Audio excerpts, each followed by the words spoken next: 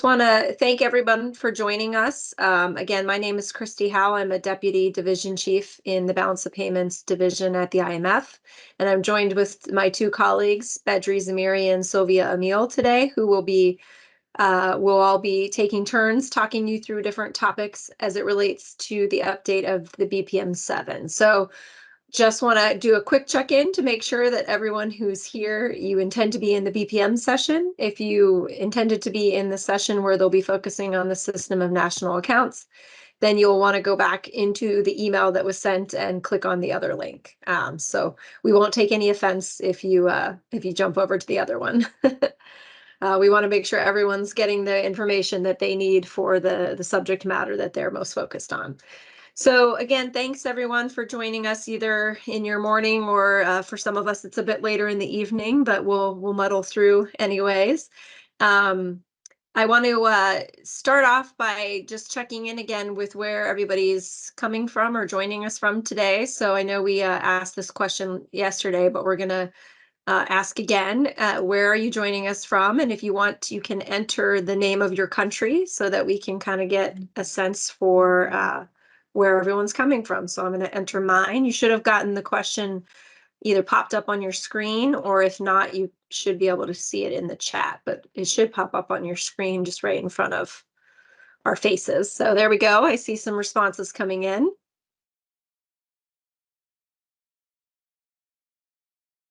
Okay, great. So we've got several countries represented here from the region, so that's wonderful.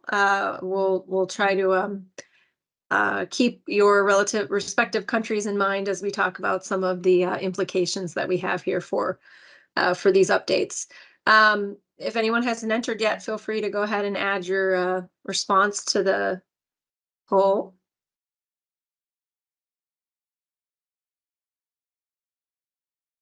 Okay, great.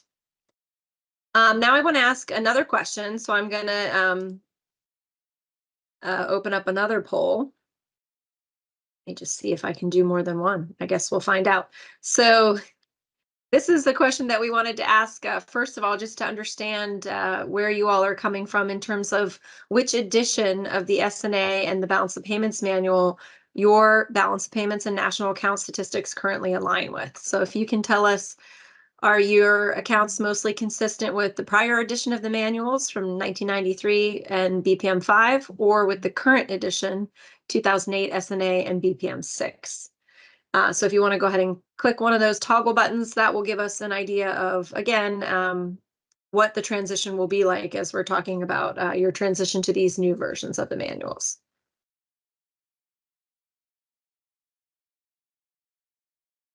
Okay, so we've got 8 responses so far, and it looks like so far everyone is on the 2008 SNA BPM 6.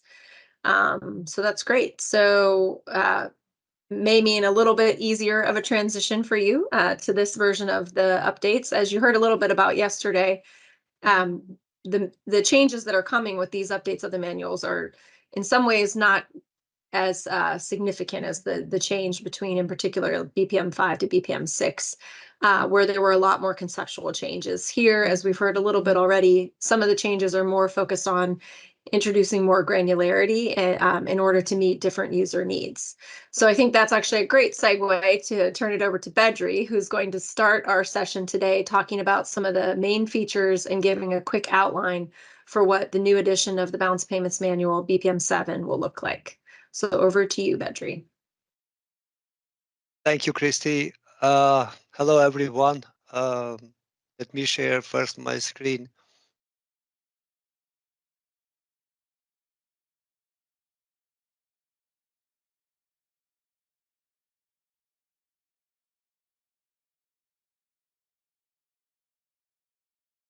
So I hope everyone is able to see now the screen of the presentation I'm going to discuss today. So we will be discussing main features and main outlines coming with a BPM 7. Let me say first that the BPM manual undergoes revisions according to a standard cycle typically around 15 years. The BPM 5 was published in 1993. The BPM 6 was published in 2009. Now the BPM 7 we intend to publish by March next year, 2025. Um, so the BPM 6 update has been carried out in a close coordination with update of the SNA, also with a target release date at the same time with the BPM 6 by March 2025. Since the update of the SNA and the BOP manual, there are um, being carried out in a close cooperation. A number of joint BPM and SNA chapters have been drafted and have been developed by both teams, and some of them will be incorporated. We discussed yesterday that chapter 3 and chapter 4, how they will be incorporated in both manuals. What is relevant for the BPM will be included on BPM. What is relevant for SNA will be included in the SNA. But in general, this time we had a very close collaboration between the teams and the BOP and the SNA part. And this was mentioned yesterday by Jim. So the joint meetings were organized when discussed topics that were relevant for the BOP and for the national accounts, and then joint decisions have been made so that we ensure full coordination and a full consistency between these two important manuals. But not only with a national accounts team, there was a close coordination with other data sets and with other manuals, such as the manual on monetary and financial statistics, on government statistics. There was a close collaboration, for example, for the treatment of SPs that was done in a joint working forces between the balance of payments team and the GFS team. And then, yeah, a special emphasis has been given to develop a common glossary. We had yesterday a discussion, a presentation made by Sanjeev on communicating and disseminating economic statistics, and he informed more or less how important this issue was and how important this cooperation between the teams is to achieve a full consistency between two manuals. Um, we are organizing outreach seminars around the globe. We are trying to let users and compilers know with the changes coming with the new manuals. But at the same time, we are also collecting comments and feedbacks from countries so that we reflect while drafting the manuals and yeah, making sure that what has been discussed and agreed is more or less feasible to be compiled. Tests have been done in several cases during the process of drafting and process of developing manuals to see the feasibility of implementation of these two manuals. And based on the results of testing, changes and adjustments were made in some guidance notes and some proposals made by different teams. So in addition, the BPM 7 and the 2025 SNA will provide more guidance on the statistical treatment of emerging phenomena such as the globalization and the digitalization. We had yesterday two very good presentation on both these two topics, and so we will have two separate chapters in both manuals related with digitalization and with the globalization. Nevertheless, some issues have remained in the research agenda. Because of the complexity, some proposals made through guidance notes were not finally approved, mainly due to challenges to collect data and to compile these statistics. For example, the valuation of goods, uh, imports and exports as per invoice value. We discussed this issue yesterday, and um, uh, I, I, I just noted yesterday that the FOB will remain a basis for recording imports and exports, even though the invoice value may be more preferable. But having in consideration challenges to compile data, so it was decided that this topic will not be implemented with this version. Similarly, Jim discussed the issue on retained earnings on portfolio investment that are not recorded in external accounts, but supplementary information on retained earnings on portfolio investment is encouraged. So it is also noted that the current treatment of retained earnings for direct investment may be expanded to portfolio investment in future versions of the manual, but not in this one. So some topics remained in the agenda for the next update.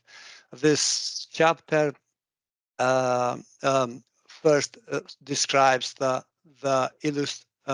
illustrates how the external accounts are an integral conceptual part of the broader system of national account, and it covers important aspects of statistics such as time series. So we will discuss in next presentations the integrated framework of that will be at the center of this manual.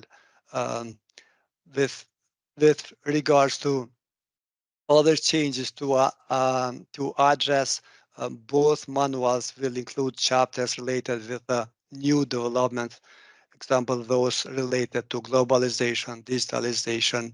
So they will be part of the both manuals, but in the BPM 6, in the BPM 7 will be included only parts that are relevant uh, for balance of payment.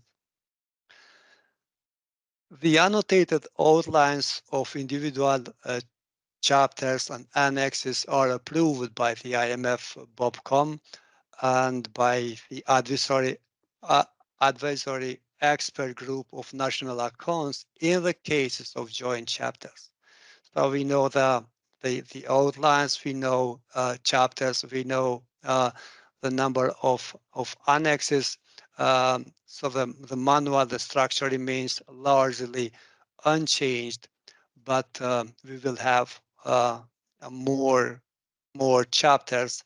The BPM 7 will have 20 chapters, 14 were in BPM 6, and it will have 14 appendixes, 9 were in the BPM 6. So 6 chapters more in BPM 7 and 9 annexes more. Annexes will provide more details on specific issues that go across several accounts, including an annex on changes from the BPM 6. So this will be most probably very welcome to many users at the beginning to understand what are the main changes that are coming from the BPM 6 to BPM 7. I will go further into annexes and chapters, and I will discuss one by one. Uh, but in general, chapters from 1 to 6 cover the introductory chapters, starting with a chapter on introduction, which is more or less the same as in BPM 6. And then chapters 7 to 14 will cover respectively each main account. And then we have more additions in chapters 15 to 20 that are all of them new, except the chapter 19 on analysis of data. So the manual will state general principles that are intended to be applicable for a wide range of circumstances, but countries will be invited to report supplementary items as relevant for the economy and taking in consideration data that are available to them. So for the first chapter, the introduction, it will be discussed issues that are related with purpose of the manual, structure of the manual, history of the manual, latest revision, so more or less the same as in previous manual. In the second chapter, this chapter first describes and illustrates how international accounts are integral conceptual part of the broader system of national accounts, but also will elaborate interlinkages with other data sets and not only with national accounts. So it will cover important aspects of statistics, including time series, and then emphasizes will be placed in the integrated framework. Integrated IIP will be at the center of this manual and the center of the changes that are coming with a BPM 7. So in this part, what is maybe important to be noted is maybe the term statistical discrepancy will replace the term net errors and omissions. So all this information will be provided in the overview of integrated framework. With regard to chapter 3 and chapter 4, we discussed yesterday, these are two joint chapters.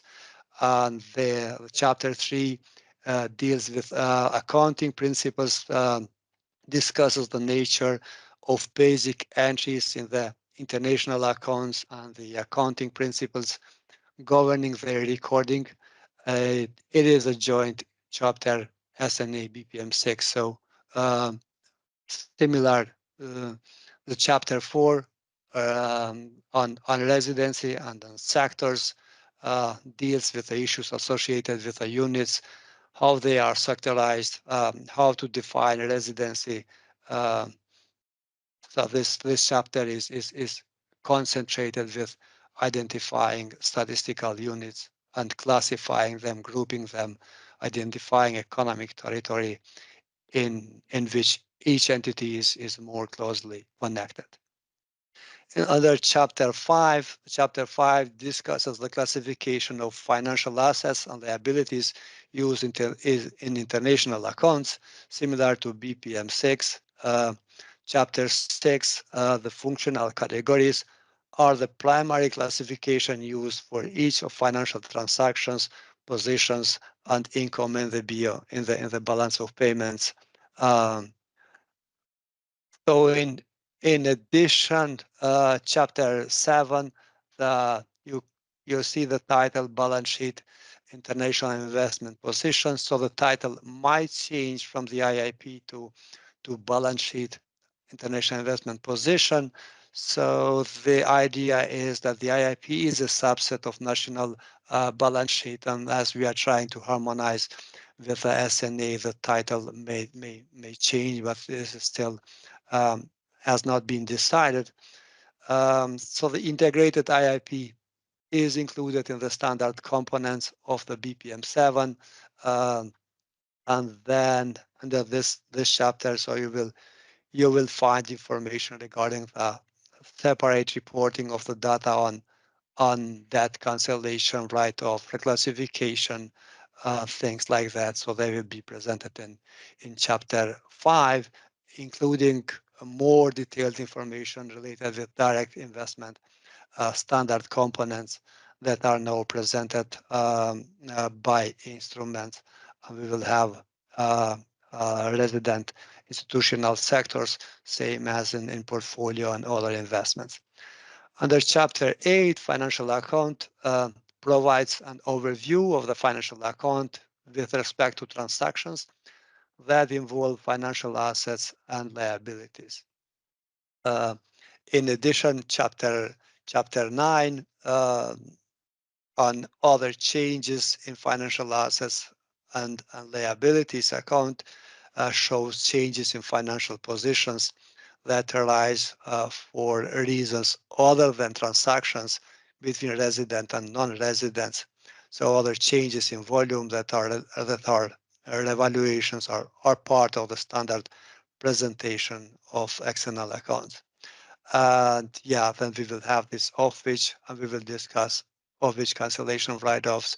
We will discuss in other presentations in more details. And then finally, chapter 10, that used to be the same as in BPM 6 in terms of the numbering, but we will have a separate chapter on goods account that will cover only goods account, and services account move to chapter 11. So Sylvia will discuss the new structural changes coming in and the goods and services in her presentation. But yeah, 10 is goods and 11 is services account. Under services, we will have more standard services categories. I think there are uh, 17 main standard services components. And then in addition, there will be some recommendation for further breakdown included in their currency breakdown by currency, by enterprises characteristics, and some other types of services, other type of classification we will discuss in our following sessions, but all of them will be provided as a supplementary information. On chapter 12, you see the name of the category has changed. We will, instead of primary income account, we will have earned income account. So this will replace the primary income terminology, and also the term of compensation of employees is replaced by remuneration of employees, and the term interest is replaced by interest on similar returns.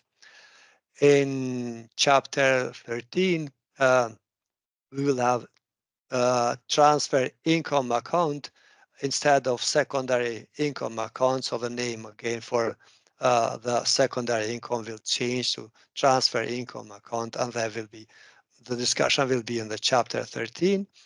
While in chapter 14, we'll have capital accounts. So what is new here? Maybe so the is just is the inclusion of crypto assets designed as medium of exchange without a corresponding liability. And chapter 15, we will have a joint chapter in BPM 6 and in SNA. We had yesterday the presentation on globalization made by Jennifer.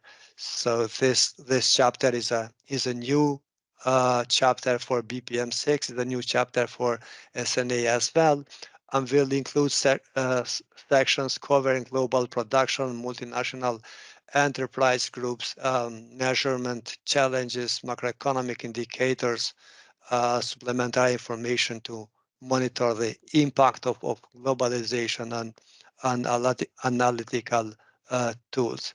So the content of BPM 7 will cover only those issues that are relevant for external sector statistics.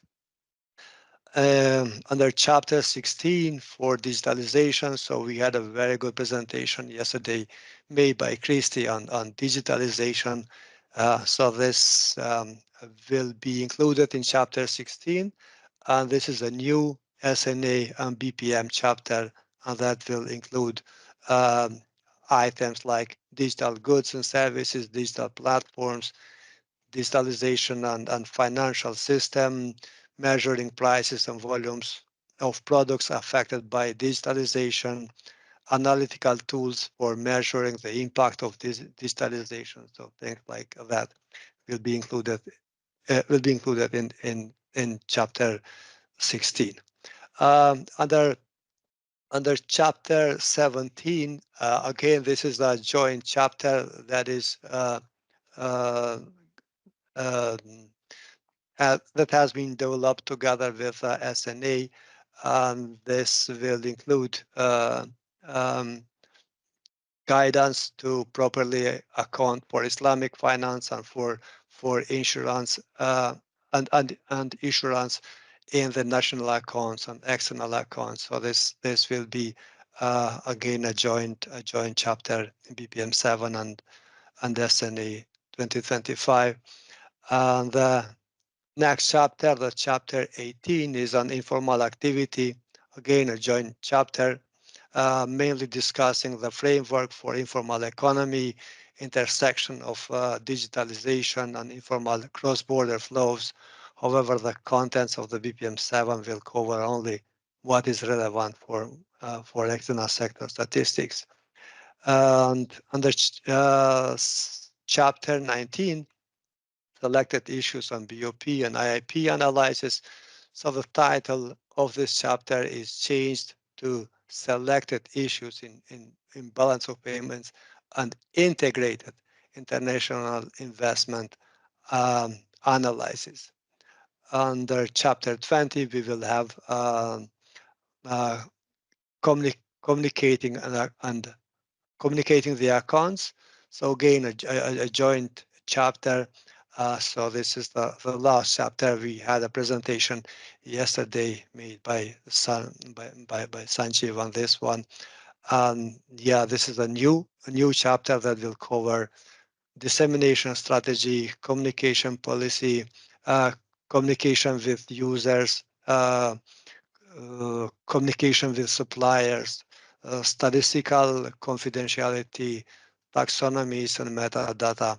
So some very relevant concepts and definitions that will be together in this chapter as a framework to understand easier the terminology by users. So again, the contents of this chapter will cover only those issues that are relevant for external accounts. So in with regards to annexes in BPM 7, so as I said, we will have 14 annexes. So we had 9 in BPM 6.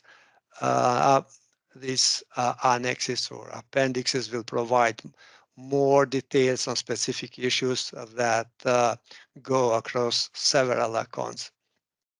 The first annex, exceptional financing transactions. So we had already this one in the BPM 6, and it is more or less the same, similar to Annex 2, Annex 3, Annex 4.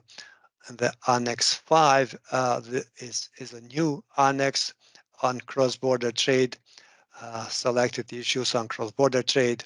We will have a new annex that will recommend further data on trading goods and services. Again, Sylvia will discuss this in the next presentation, and we will see what needs to be recorded in the standard components and what is more relevant to be included as a supplementary items.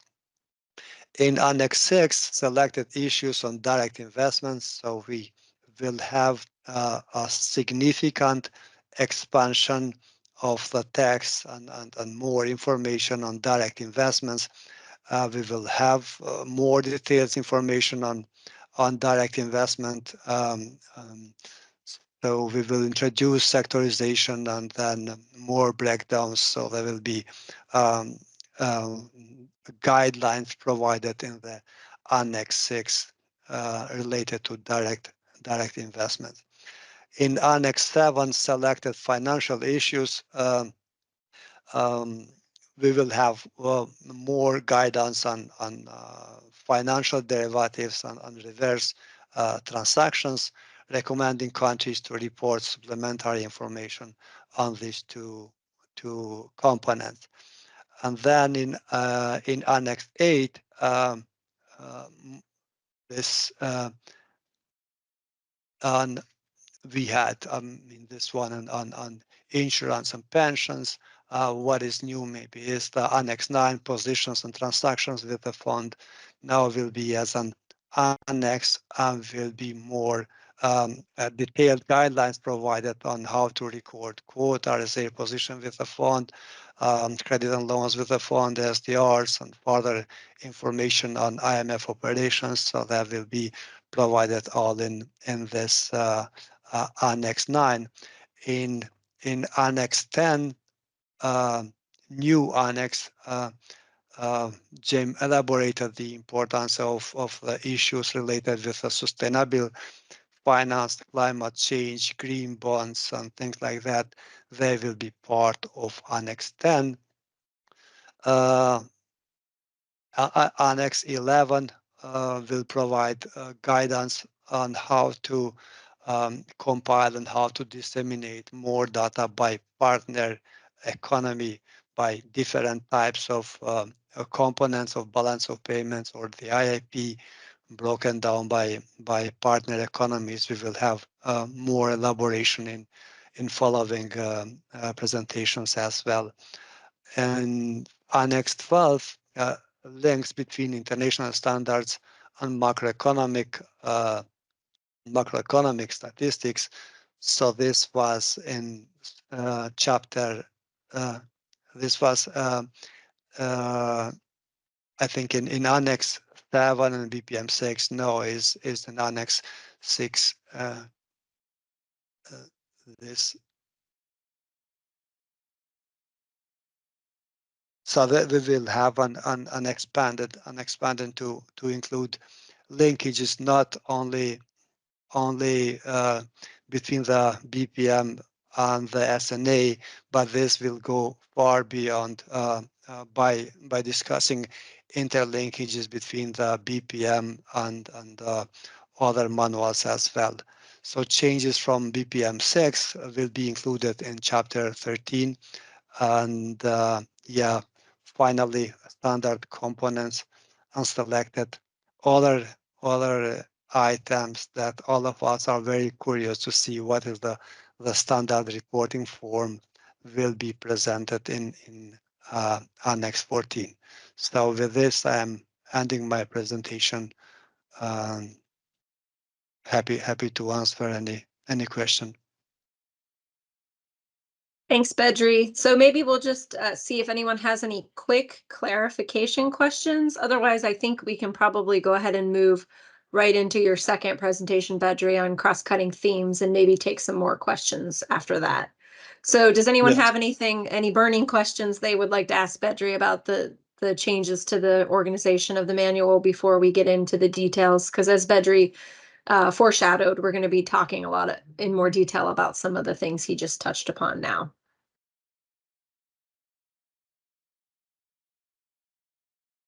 Okay, I don't see any hands raised or questions in the chat, so why don't you just go ahead, Bedri? Thanks. Thank you, Christy. So on this presentation, we will discuss some themes that are relevant for international accounts, and they are not part of only one chapter, one annex, but they are part they are discussed in several chapters as part of the BPM 7. So we will be focusing in this session on integrated framework, sector breakdowns, data by partner economy, SPEs, other cross-cutting issues, and then supplementary items. So let me begin with the introduction. So the BPM 7 provides flexibility for compilers to provide more information, enabling them to incorporate additional information on selected topics, thus enhancing their analytical value. This flexibility allows for the integration of various various supplementary items the most important changes from BPM 6 lie in form of these supplementary items. So, for example, the BPM 7 will recommend more disaggregated institutional sectors breakdown for other financial corporations, and then the identification of SPEs as a supplementary item for deposit-taking corporation, for other financial corporation, non-financial corporations. So this is strongly recommended for countries for which it's relevant to be recorded as a supplementary item, and then we will see of which items for cancellation and write-offs of debt as a supplementary item, direct investment data by ultimate controlling parent as a supplementary information, or retained earnings for portfolio investment. So this is encouraged, and many more data. So in this form, the BPM 7 provides a flexibility to countries to report what is more relevant for them, and also what is kind of affordable based on the capacities they have, based on the information they have. Some recommendations are extension from the BPM 6 within the core framework. For example, the integrated IIP will be within the core framework, and some extend beyond the core framework. So the guidance on various topics are presented in new chapters, like the digitalization, the globalization, the informal economy, and then the annexes, like Annex 13, changes from BPM 6. And there will be examples such as the clarification, how to partition on transactions we discussed yesterday. So these are just examples that are relevant for the BPM. BPM 7 encourages compilers to use this guidance to fill important information gaps that are particular to their own economies, and compilers would choose topics on their importance within the economy structure, and key policy issues, and also data availability. Continuing with introduction, you are probably familiar with the terminology of standard items, memorandum items, supplementary items. So the standard components in BOP are items that are fully part of the framework and continue and contribute to the totals and balancing items. But memorandum items are part of the standard presentation, but are not used in deriving totals and balancing items. So an example here is interest before FISM, and or implicit financial services is a memorandum item, and this will not this will be part of the standard presentation, but this will not be a standard component. And then we have supplementary items that are items outside the standard presentation that are compiled depending on the circumstances in particular economy. An example is total remittances and transfers to non-profit institution serving households. So this is currently in balance of payments. You will see it as a supplementary item below standard components.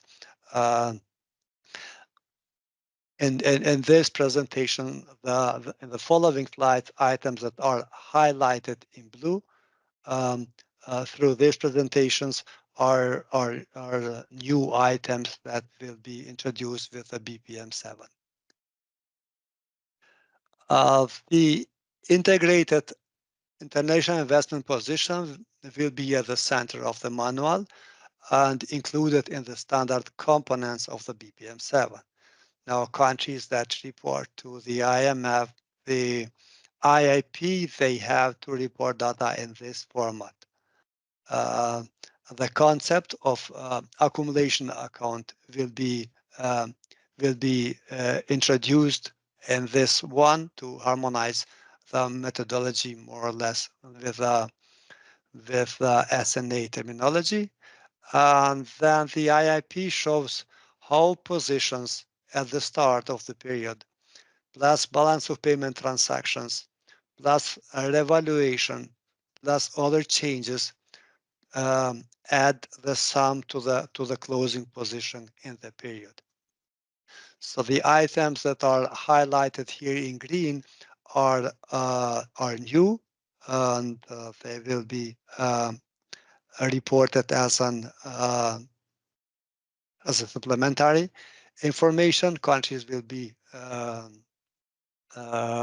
advised to report to present report data.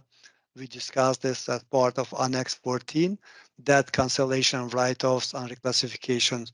Other changes in volume is an encouraged part, and they will be part of supplementary items.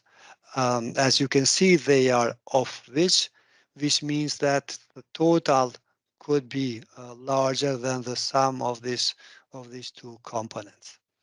So these are two new columns for total that will be included in the integrated IIP. Debt cancellation and write-offs and reclassifications are not part of standard components, but they are encouraged. And then we have the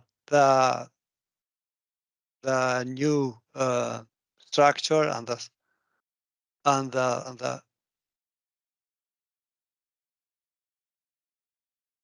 so we have a split now for the non-financial corporations, households, and non-profit institutions serving households into two categories. We will have non-financial corporation as a separate, and the households and non-financial and non-profit institutions serving households as a separate. So there will be a split because there is a very big difference between these two categories. Similarly, a domestic and a foreign controlled corporations may be identified separately on a supplementary basis. And then, as you can see, we will have more granularity for other financial corporations we discussed yesterday as well. We will have separate subsectors for money market funds, non-money market investment funds, insurance corporations, and so on. And yeah, then we will have an introduction of which for SPEs as supplementary items, for deposit-taking corporations, for other financial corporations, and for non-financial corporations sector. With regards to direct investments, so the direct investment standard components, presentation by instruments, equity and debt instruments, and by sectors, central bank sector, deposit-taking corporation, except central bank, general government, and other financial corporations, non-financial corporations, households, and NPCs. So we will have a same sectorization as for portfolio investment, other investments, and so we will have a consistency in functional categories. So this will replace the presentation based on the relationship between the investor and the entity receiving the investment. Direct investor, indirect investment in enterprises, reverse investment, and between fellow enterprises. Now the BPM 7 will have a sectoral breakdown for direct investment. The sectoral breakdown will be applicable to balance of payments, financial account, and also to IIP statement. So in addition, the direct investment standard components, equity and investment fund shares will be broken down by resident sectors. you are all familiar with the breakdown of direct investment, which looks direct investor in direct investment enterprises and direct investment enterprises in direct investors and between fellow enterprises. So this has been de-emphasized in BPM 7. And what has been done is that the breakdown has been brought in line with all other um, other functional categories. Um, so what we can see here for direct investment or for direct investment that are disclosed by direction. Three first components will be part of memorandum items, and the last three, if the ultimate controlling parent is resident, is non-resident, or is unknown, they will be as supplementary item. What next? So in addition, BPM 7 will encourage compilers to enhance analytical value by publishing data by partner economy for specific balance of payment components. This includes goods, services, direct investments, remittances, and supplementary data on direct investment based on the ultimate investing economy and the ultimate host economy, as well as identification of pass-through funds. So for goods, in general, trading goods with reference as before to other sources such as the IMTS, so um, data by partner countries are not an unimportant issue for trading goods. Most countries do publish data for goods by countries. For services, many countries have started to publish data by countries. The BPM 7 will highly recommend publishing data for services by countries as well. And this will be recommended for direct investments and for remittances. This is very important for many countries. So these data are closely related with migration and between two economies.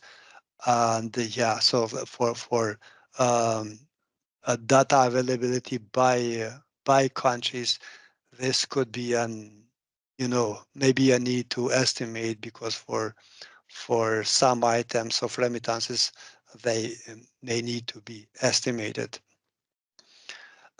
What else? So the BPM 7 will elaborate on some cases where data by partner economy may be challenging. Special emphasis will be on goods on consignment and economy of origin. So this will be discussed and elaborated more in BPM 7, and hopefully more guidance will be provided in the compilation guide. And then another challenge for compilers will be the merchandising and other global manufacturing arrangements where a physical movement of goods differs from the change of ownership. Adjustments to bring source data that exhibits physical cross-border flows of goods to a change of economic ownership basis may also be required to adjust, to bring data, to compile data by partner economy. Um, Also, the intermediation of services and contracting. We have examples where intermediation of services, like the digital intermediation of services, that they are recorded net, or the payment may go through digital intermediation platforms. We discussed yesterday. Christy elaborated this. So compiling data for services by countries may be another challenge for this. The BPM 7 will elaborate these cases that are challenging, and hopefully provide some guidance as well. Another challenge will be for securities. They are issued that we have the transactor versus debtor for assets held and securities under reverse transactions, so the legal versus economic ownership. So in the first case, the transactor versus debtor for assets held, the issue is related for a situation where in a country, if a country issues a security for a buyer in another country, and that the buyer from another country sells it to a third person, then the transaction is between the two people who buy and sell the security, and then the debtor is saying maybe that in this case the issuer is the person who each of the owners uh, of the security has a liability to whom has an asset with. So these are the cases where data by countries, the compilation of the data by countries as a supplementary items that are recorded uh, can be challenging. In addition, so some other cross-cutting issues is the fintech we discussed yesterday a bit. Fintech, several work streams were involved to enhance statistics related to digitalization and financial innovation. There is an increased importance on fintech companies, and updated manual fintech companies will be introduced as of-which category for instruments or for services classifications where necessary. Fintech companies should be classified within the existing institutional sector, depending on the economic objectives, functions, and behavior, without introducing a new sector for fintech. For example, the activities are classified as financial services or as insurance services with a further of-which fintech. With regards to crypto assets without a counterpart liability, designated to act as a general medium of exchange, such as bitcoins or ether, are treated as a non-produced, non-financial assets and are recorded in a separate category in the capital account. So this will be a new standard component, the creation of crypto assets without a counterpart liability is to be recorded as other changes in the volume of the assets. On the other hand, crypto assets with a counterpart liability should be recorded as a financial asset. So the functional category would depend on the nature of the undergoing claim. So it could be a security, it could be a loan, depending from the nature, but they will be part of financial assets. We touched yesterday the discussion on SPEs as well. The concept of SPEs in both manuals will be clarified with regards to recording of data on SPEs. They should be recorded as a separate of-which identification of SPEs within the institutional sector accounts. With regard to nationality-based SPE statistics, this will be an encourage that we would organize the SPEs according to the location of the entity that ultimately controls the SPE rather than the residency of the SPE. So direct investment statistics that uh, look through the SPEs to the first operating unit as the first step in the presentation of the data on an ultimate host basis. So BPM 7 will clarify the issue of intellectual property products as well owned by SPEs and how they are treated. But for most part, if an SP owning an IPP, it is considered that they are the owner. So it's quite a complicated tree diagram for the decision, but the default decision is that they are allocated to the owner, which could be an SPE. And with regards to supplementary presentation of trade and investment income, BPM 7 is encouraging countries to compile data on trade and investment income by enterprises characteristics and report them as a complementary presentation. Data on goods can be, uh, maybe easier classified by enterprises characteristics, by whether by type, or by the product. Many countries have advanced in compiling the services as well, so less data are available for investment income. So the focus is mainly on M&Es and the characteristics of M&Es. For example, the first of these three services um, would be maybe the industry, the ownership, whether the ownership is domestic or foreign, or the firm size. And then we have further breakdown by currency, total goods and total services to be denominated by currency. First, whether they are traded in foreign currency or in domestic currency, and then an extraction of currencies that is included in SDR basket. So an unallocated item can also be included to address currency allocations where countries might not be able to allocate trading goods and services by currencies. Sustainable finance, geographical and industrial sector breakdown of direct investment. We discussed we touched this a bit yesterday. This will be part of one of the chapters that will be discussed, and there will be an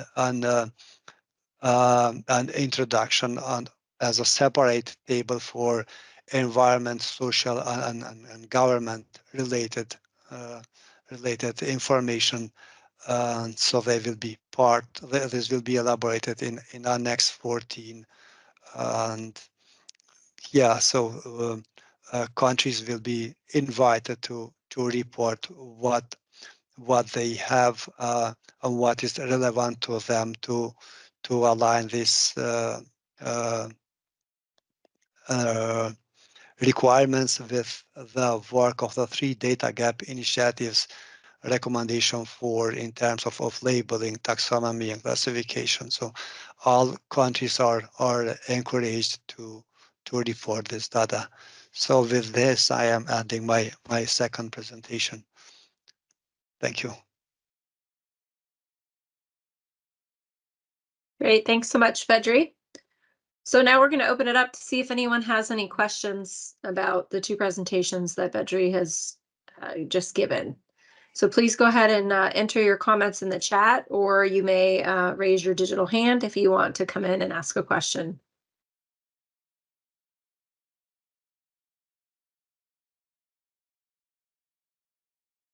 Okay, Tom, did you want to come in?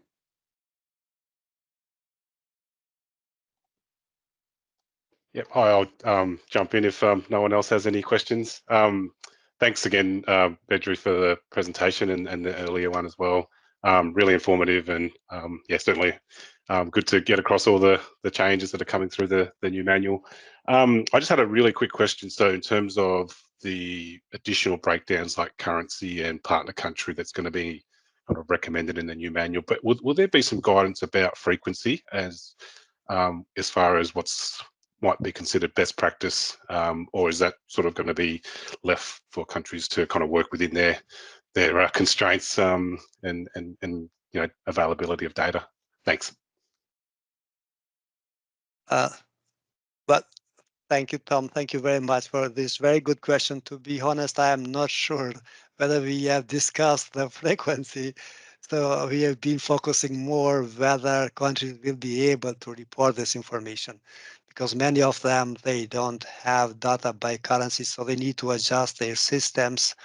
And the focus was mainly, okay, are we going to include services, for example, by currency and by all subcategories? Now that we have even more subcategories, everything to be broken down by type, by industry, by other type of by size of enterprises, by currency.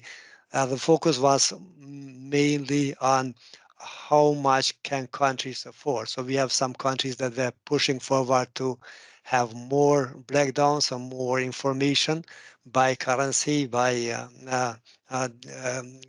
size of enterprises.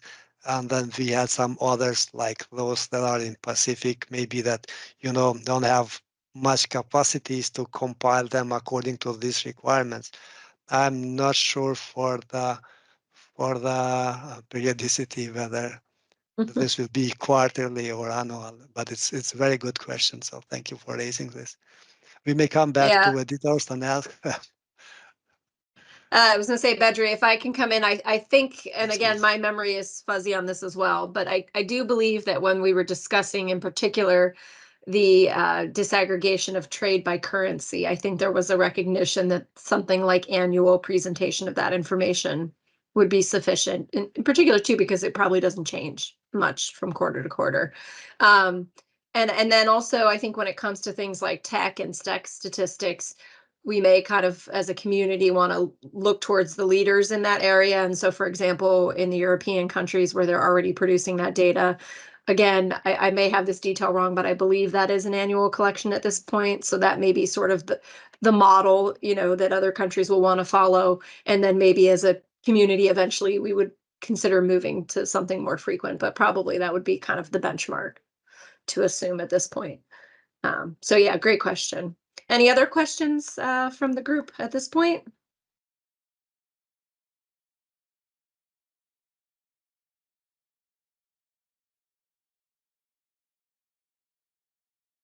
Okay, it looks like you've covered things very well then, Bedri. So thank you for that. So now I'm going to There turn were it to many of them very, very brief, so we will have more discussion in following presentations. But Yes, yeah, exactly. So I think the colleagues are probably just ready to hear more. So we're going to turn it now to Sylvia, who's going to talk through the changes with a focus more on the current and capital accounts in the balance of payments. After that, we'll take a break and then come back with some questions just to let everybody kind of have a break right in the middle of the seminar. But we'll kind of see where we are with time. So go ahead, Sylvia. Okay, good morning for the one that are in the morning. I want to also say a personal regard to Yati from Malaysia. My first mission was done in Malaysia and I saw her in there and I didn't know how to say hi privately. I hope she has questions. If everyone has so much experience as her or similar, they should have a lot because they are compilers in economies that have most of the situation that we are dealing here, so I hope you have questions and we can answer them. I am going to talk about current account and capital accounts. As Bedri mentioned, there are going to be a new chapter. Before in BPM 6, the chapter 10 was for goods and services. Now we are going to have one for goods and one for services account, and then we are going to talk about the chapter 12, 13, and 14. As also Bedri mentioned a lot of things. The primary income account will change to earned income account, and the secondary income account will change for transfer income account. And then we are going to have a talk about capital account. So what are the most important changes here? As it was mentioned yesterday, the idea is to cover more global value change and try to cover more specific issues related to that. In the chapter 10, the starting point will be to brief talk about goods and services, but then it's going to be split and specifically open to have two separate chapters. And as I was mentioning before, the manual tries to bring the complex setup for the global value chain. So we are going to have more specific details about global manufacturing arrangements, and we are going to see some examples during this presentation. Other thing that was mentioned yesterday also is that we are trying to have a user approach and try to understand the needs from the users. And one of the things that is raised most of the time is why there are differences into different measurements of goods accounts in merchandise trade, which is based on the cross-border position or the cross-border, when the goods cross the border, and the goods accounts that we produce in the balance of payment based on ownership. So we emphasize to produce the table 10.2, which is a reconciliation between those two statistics. Most of us, when we compile or we are compiling, we have access to custom, so we have to convert from there to our balance of payment compilation, and the table will be emphasized now. It was mentioned already in BPM 6, but it will be emphasized that it has to be produced, this one. Then from the structure, what is mentioned there is that from the 10.13 and 40 will be remain more or less the same structure. That means the scope, valuation, time of recording is going to be more or less the same structure than in BPM 6. And it will be clarified that a crypto asset that doesn't have any liability as a contrapart will be not recorded anymore as good in the good accounts, as they are going to be considered non-producing, non-financial assets, so they should be recorded in the capital account. And here we have the table 10.1, and is the overview of the goods account. And as you can see, they are opening for goods trade between global manufacturing arrangements. That the idea is also to give more information to users so they can distinguish which part of the goods accounts belong to traditional merchandise trade and which part are part of more complex global manufacturing arrangements. Then we have the other components that are the same, like goods acquired under merchanting, goods sold under merchanting, and non-monetary gold. So, as a general view, we can say that the sections that are not going to have significant changes are general merchandise, what is included and what is excluded from there, with some more explanation and add-ins to the explanation on what should be or not should be included in goods account. Then we are going to have general and special trade. The distinction is was already mentioned in BPM 6, the time of recording, valuation, re-exports, and other goods under merchanting and non-monetary gold. The new section we are going to talk during the presentation about factory-less good production and new arrangements on manufacturing that are discussed during the chapter. Also, what I mentioned about the adjustment to source data to give to the users more explanation related to what is being adjusted from the source and the end of the goods account that is published in the balance of payment. And we are going to talk about each of these concepts along the presentation.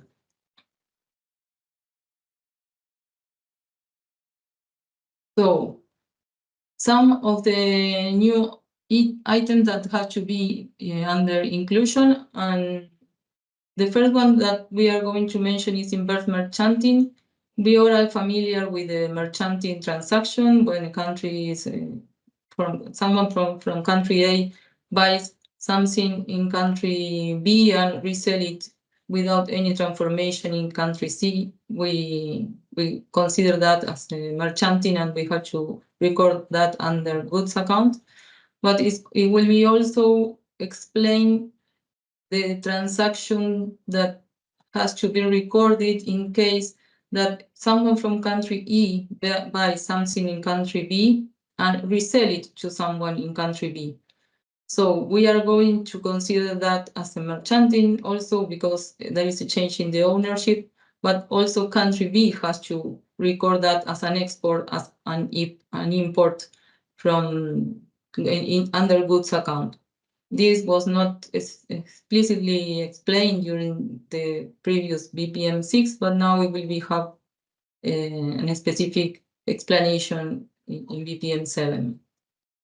And also, we are going to talk about trade of finished goods under the factory-less good production arrangement, and there is a new treatment, and I have an example in the next presentation, so we are going to cover that in that slide. And then also Bedri mentioned the FOB valuation for export and import, and many of you maybe have been or involved in the discussions, and there is an idea of changing the valuation to use the observed transaction value, that means the invoice value, and although it's preferred according also to national accounts, for this manual we keep the FOB value for export and imports, and it will be maintained, but the discussion is still open, and some comments are going to be made in the goods chapter also. Here is the example that I mentioned before, and to explain this example, as you are compilers, you are going to follow me in this. If, for example, the country A, that principal or the country A buys something already done by country C and resell it at country D, we already know that that will be considered under merchanting. But what happens if country A buys something from country B, in the example, and send it to country C to produce something and then resell it to country D? That transaction, we consider that is a transaction related to services on products owned by others, and that is also covered in BPM 6. But in this case, and it will be explained in the new chapter of goods account, the control and the know-how is provided by country A. As you can see, country C buys goods from country B, but the control and the know-how, it will be given by country A. So country A never owns the goods before the country C, the goods that are buy from country B. That will be buy by country C, for example, and from there the control of all the process belongs to country E, and there is a resell to country D. I mean, this is a very complex scheme, but I think countries like Malaysia, China, and many others have this specific situation, and it was not covered or it was not mentioned specifically in BPM 6. In this case, the idea is that country C has to record imports from country B. This will be recorded as custom, but BPM should be rearranged to cover exactly what the transaction is. So according to the VP, the import from country B, it has to also be recorded as an export to country A, because it's the one that owns the goods after the process. And there is no services involved in this transaction for us. So the idea of mentioning the other option that we discussed before, the manufacturing services and the merchanting, is to distinguish this transaction, which is a little bit more complex, from those ones. And in this case, when the country A owns the know-how from the total production, that will be not considered as services. It will be recorded and rearranged in goods accounts. This is also example will be mentioned in the manual. Then, as I mentioned already, the reconciliation between merchandise data and trade in goods based on balance of payment basis, it will be encouraged and it will be emphasized, as I mentioned, and to help the user to understand when we have different numbers related to the same concept for people that are not familiar with BPM definitions. And here you can see that it's going to be distinguished between valuation adjustment arising from shares of ownership, valuation adjustment arising from change in ownership related to good manufacturing arrangements, and other conceptual adjustment. Okay, now we are going to have a new chapter that we are going to move to services account, and it's well deserved. It was already very long, the chapter 10 with goods and services account. Now in services account, we are changing from 12 first level components to 17 first level components. And the idea of this longer list of prime level services is to align it more with the CPC. And there is a constant consultation because, as you know, maybe the CPC number 3 is going to be published in this month, and we are still discussing with them to see if there is any change that we need to incorporate in services account related to the new CPC. But so far, the number of first level component is going to be 17 now. The main change is related to the increase in the number of first level components of services account. One is the telecommunication, computer and information services, which was the standard component in BPM 6. Now it will be split in 2 different categories. Telecommunication services will be separate, and computer and information services is going to be the other one. And under computer and information services has to be included, and it will be have a specific mention of cloud computing services and data and database bases also included in under computer and information services. It will be, was already mentioned that data is considered an asset, and because of the importance that data has been grown during the past years, but still is going to be considered under service account. The other component that was split was other business services. Other business services for most of us was one of the biggest service that we can record, because it's before comprise a lot of components, and the idea of splitting this is to try to cover more detail, different of services, and is aligned with the CPC, as I mentioned.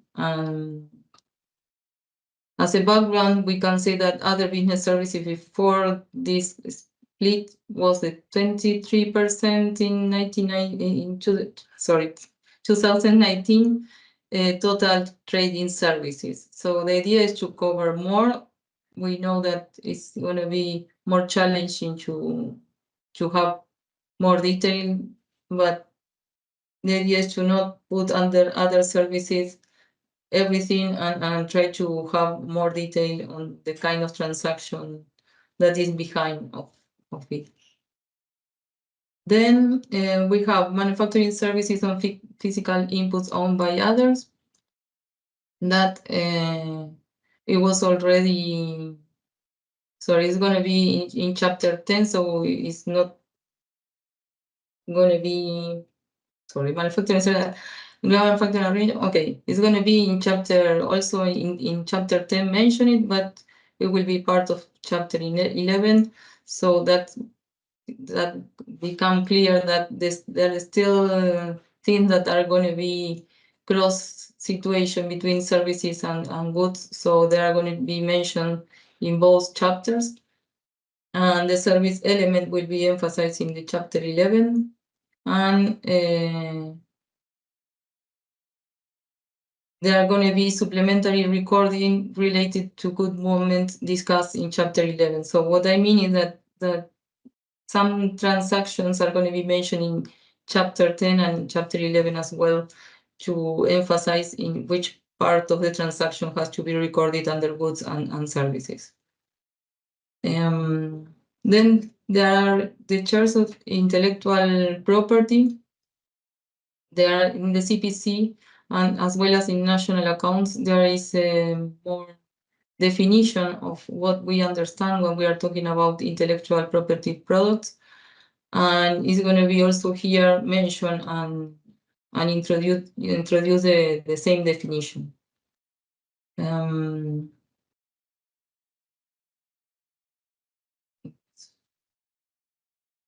Okay, under travel account, the most important clarification and the discussion that was involved under this account was what will be the treatment of package tours. And the outcome of the discussion and the consultation was that the idea is to unbundle it, that package under the three major services that are involved, because the idea is not to create a new category, it's only to split on the underlying service that is being provided. So the idea is to have travel account, but under travel account unbundle the package. For example, for internal transportation or accommodation, of if there is an international transport included that under transport account. If the package includes all the different services.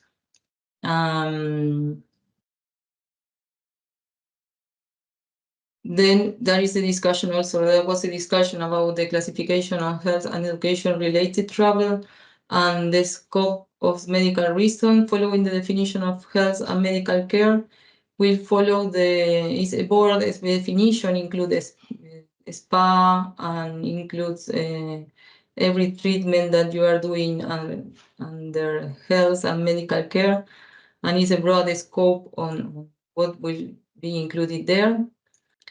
Then it was also, and it will be emphasized that the travel expenses of patients' companions are going to be included under other personal travel, and they are going to be treated as regular travelers. The same will be with the educational related travel.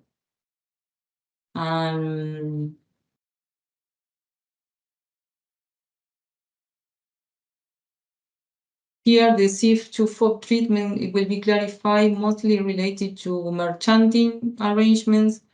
As we mentioned, when you buy something, we generally use the free on board valuation, but when we are doing merchanting, we are recording merchanting, we record the export of the goods and the negative export, and there is no internal transportation, as never cross the border from the one that buy the goods. So there is a deviation there, and it will be clarification on how to treat under this kind of arrangement.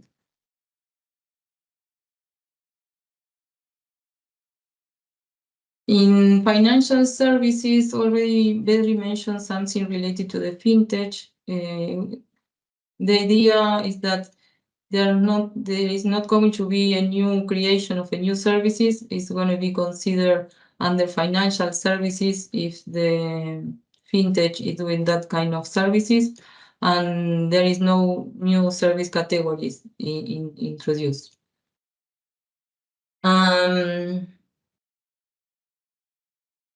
The margin on buying and selling transactions related to financial services are going to be further elaborated in the manual, and it will be explicitly mentioned the practical challenge to compile them.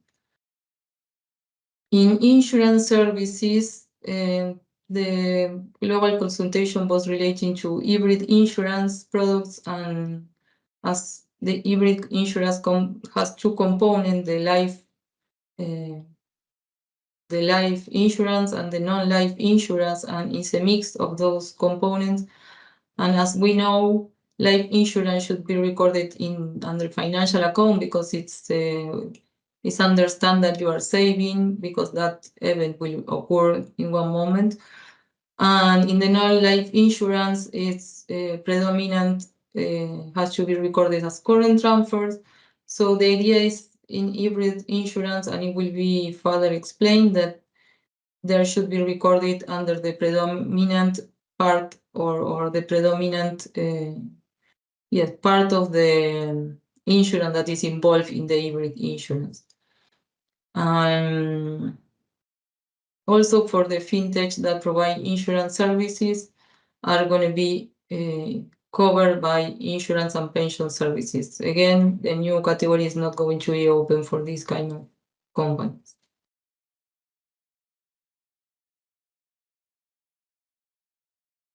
Intermediation services, including digital intermediation, there are going to be references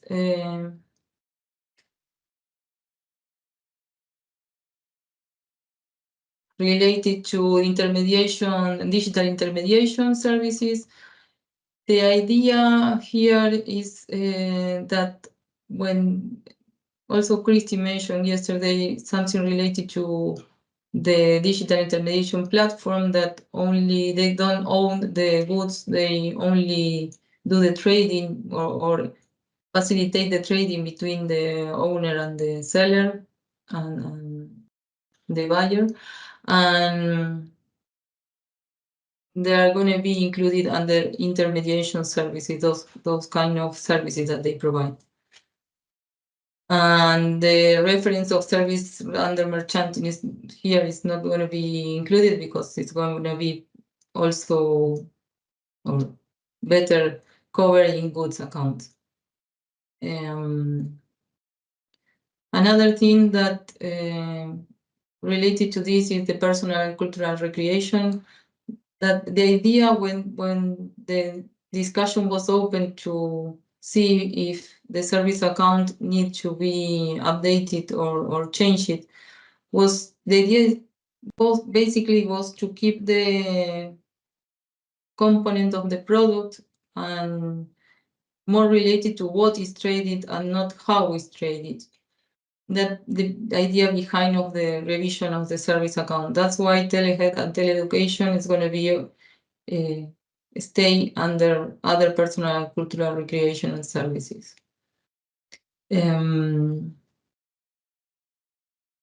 Related to government goods and services and construction services, there are going to be more explanation. It's not going to be a substantial change, but it's going to be an arrangement to include more definitions and more aligned with the CPC.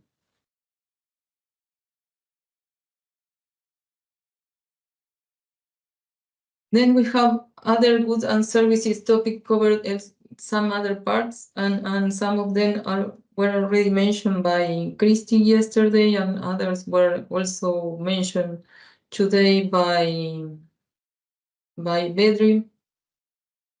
The idea is that the adding chapters and the adding annex are going to cover general or cross-cutting issues that are in different accounts and are going to be referred in the specific chapters. For example, the digitalization chapter or the Annex 5 that will cover cross-cutting issues related to trading goods and services that are maybe outside of the core components of the balance of payment, but are relevant for compilers and users. And also this was mentioned by Bedri, the globalization chapter related also to trade by enterprise characteristics. The idea is when we are talking about this is not talking about in what is being traded. Mostly we want to see who is trading those things. So it's maybe not a balance of payment directly, because in balance of payment we want to see transaction between resident and non-resident, but again there is an interesting view if you can see who is involved in doing that kind of transaction. And as a supplementary data also was mentioned by Bedri, but the idea is to have partner economy, currency economy, and more information or more detailed information and about other components that belong to service and goods account. And we are going to have an informal trade chapter, and this is interesting because it's always mentioned, and we as compilers or producer of the data, most of the country has some informal trade, and that is a big component of the GDP and trade also, and we are not looking deep into how to compile and give guidance on that. So the idea is to start covering the gap that is there and try to give some light on how to do it.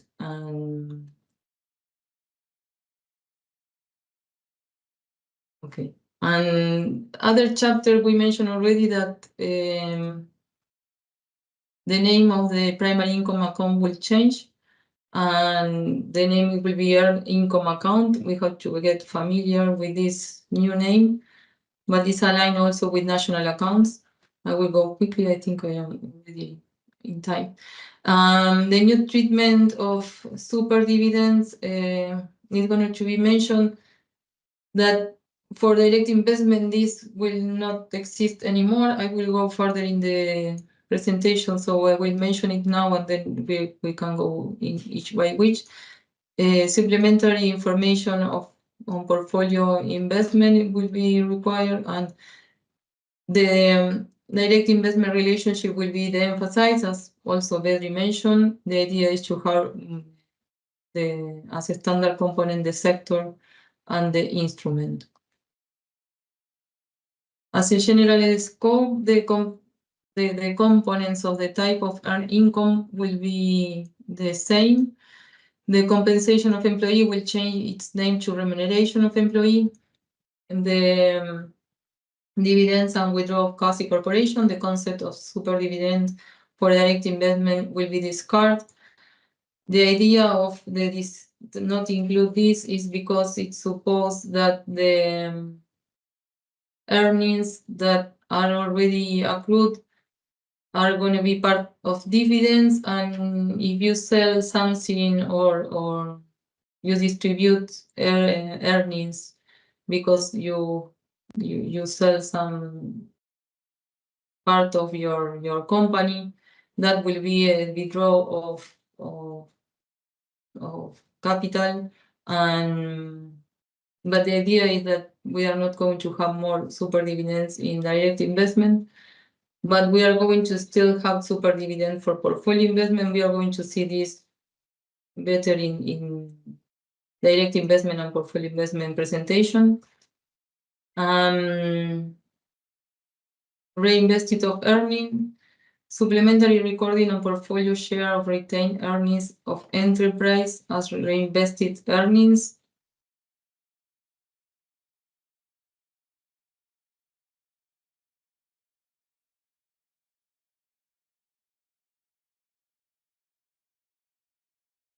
Okay, the discussion was open to see if we have to record reinvested of earning on portfolio investment. Now with BPM 6 is not recommended, and still in the BPM 7 is not going to be mandatory, but we recommend to use or produce it as a supplementary recording. I think Shim was show yesterday something related to the impact that will have if we consider this as part of the standard components and how will change the current account for some of the countries. It's not a reason to not include them, but still the idea is to have records, but as a supplementary item.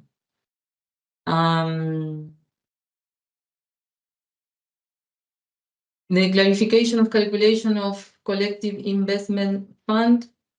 This is related to the ownership of the, how should be rerouting something if you earn you have earnings under collective investment funds, that will be recorded under primary or earned income account, but we know that part of that is subtracted or keep it in the funds to cover expenses, and there are going to be more information on how to treat that expenses and how to reroute that component to service account. The name of the interest is going to be interest and similar returns. The idea is to cover also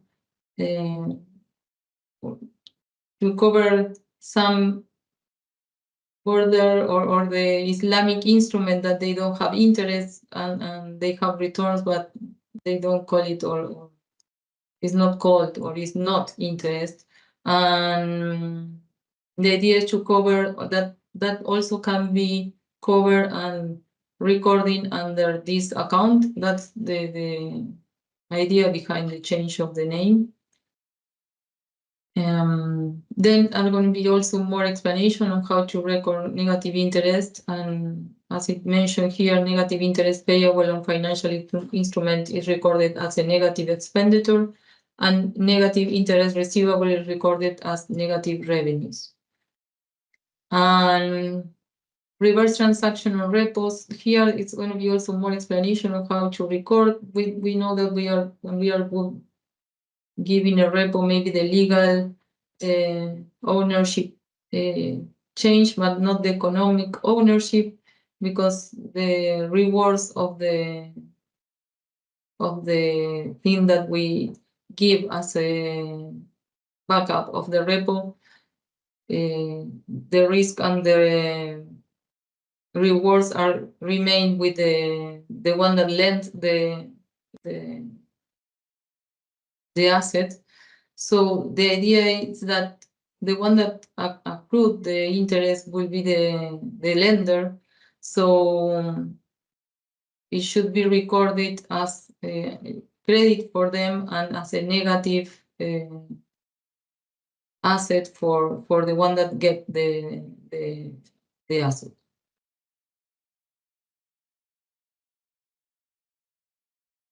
Okay, the next chapter will be cover the transfer income account, which for us was previously the secondary income account. And before was chapter 12, because we added one in the middle, now is chapter 13. And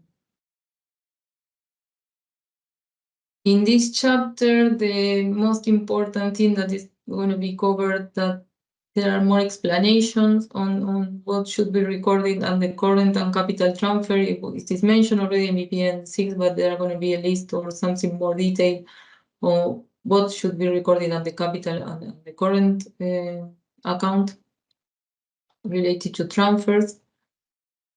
And also it will be specifically mentioned that it was also on the global discussion about fine and penalty transaction, when will be the time of recording, and will be clarification that it should be recorded when a legal and unconditional claim to the fund is established.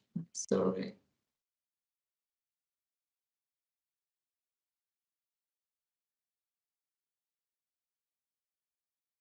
And also there are going to be more explanation on how to treat the payments for non-transferable license that the government imposed when you are doing some transaction in that country, and if it's compulsory and there is no way to do what you're doing without paying, that will be considered tax. And finally, we have the capital account, and the structure will be maintained and to the one that is already in BPM 6. And we are going to add here the concept of crypto asset without corresponding liability. As I mentioned, in goods account is not going to be considered any more goods. It's going to be considered non-producing, non-financial assets, and that's why it's going to be recorded under capital account. It was mentioned yesterday also related to non-fungible tokens that convey limited commercial rights, and that are going to be recorded under contract, lease, and licenses. And the table 13 is going to be updated to cover these crypto assets under the capital account.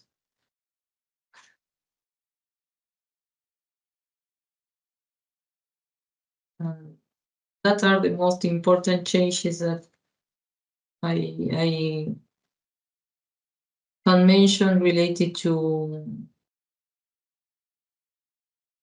all the chapters that I mentioned already. Okay, great. Thank you, Sylvia. So I think we're at the time where our break was supposed to occur. So I'm going to propose that we go ahead and break now. So I want everyone to be, while you're maybe grabbing a drink of water or coffee, whatever it is you need at the time of day, maybe thinking about some questions that you might want to ask Sylvia about this topic. And then I'm also going to put another poll up if you want to answer that while we're on our break. And I'm going to suggest that we maybe shorten the break a bit. So let's maybe go with a 10-minute break so we can all be back here at, I guess that will be 22 past the hour in your time zone, so that we can make sure that we stay on time for the rest of the sessions that we have. So we've got 2 more sessions after this, and then we want to save some time for Q&A at the end. So let's meet back at 22 after the hour. Thanks, everybody. Thank you.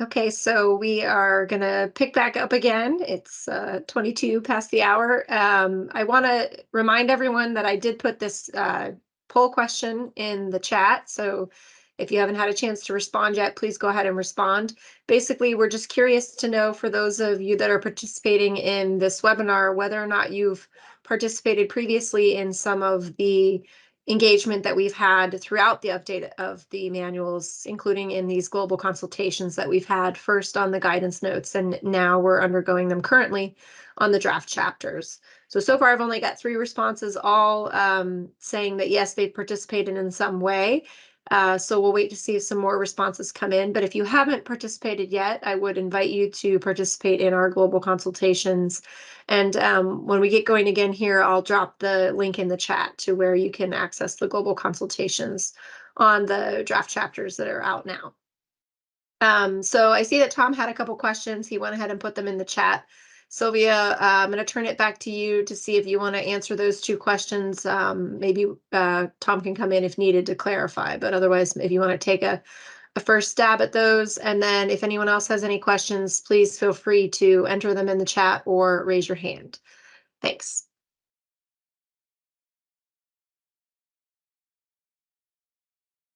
Okay, the first one, maybe also Christy can help me to answer, because she was more involved in the process of the change in the manual. I think it's not going to be changed, that the credit debit thing and how we will treat it. Yeah, let me confirm, because this was a topic of much debate. Okay. So there was an attempt to standardize the terminology, and of course, balance of payments compilers in particular have this long history with the terms debits and credits, and there was a lot of preference in the balance of payments community to stick with that terminology. But there was also a recognition that we wanted to try and harmonize some of the language across the sets of manuals. And so this was where the proposal had come from the communications task team to use the terms revenue and expenditures. And so the sort of compromise solution that was reached at the BOPCOM meeting, which was in Bali, so they referred to it as the Bali Compromise, was basically to use both. And in some ways, it sort of maintains continuity with the previous versions of the manuals, right? So it's going to be like, credit / revenue, debit / expenditure. And those will only be for the accounts where it makes sense, right? So for the current account, if obviously the financial account has its own terminology already. Yeah, so I think there was initially some confusion because there was a thought that we were going backwards to using debits and credits and losing that language that's more informative for the financial account. But in reality, we're just kind of trying to reconcile with the SNA. So I hope that helps. And then maybe on the second question, Sylvia, that was referring to the diagram you showed. So do you want to take that one? No, I can show you the diagram, because I don't understand if you understood or not. Let me show you I'm sharing now. Wait a minute, please. There are going to be recordings on the balance of payment, but the idea is that to cover the transaction that, or distinguish this transaction from manufacturing services provided on input owned by others. In this case, in this kind of transaction where the principal owns the production process and is in charge of the production process, it's not buying a service directly from them, because it's the idea that is buying the goods and provide the know-how of that to that company, and that's why it's not going to be recorded under BOP services. And it will be explained also in this chapter 10, rather than in chapter 11, which is services. I think that covered your question, but let me know if it's not clear. Thank you. That all makes sense. Appreciate you explaining that. Thank you. Thank you for the questions. Someone else has any question?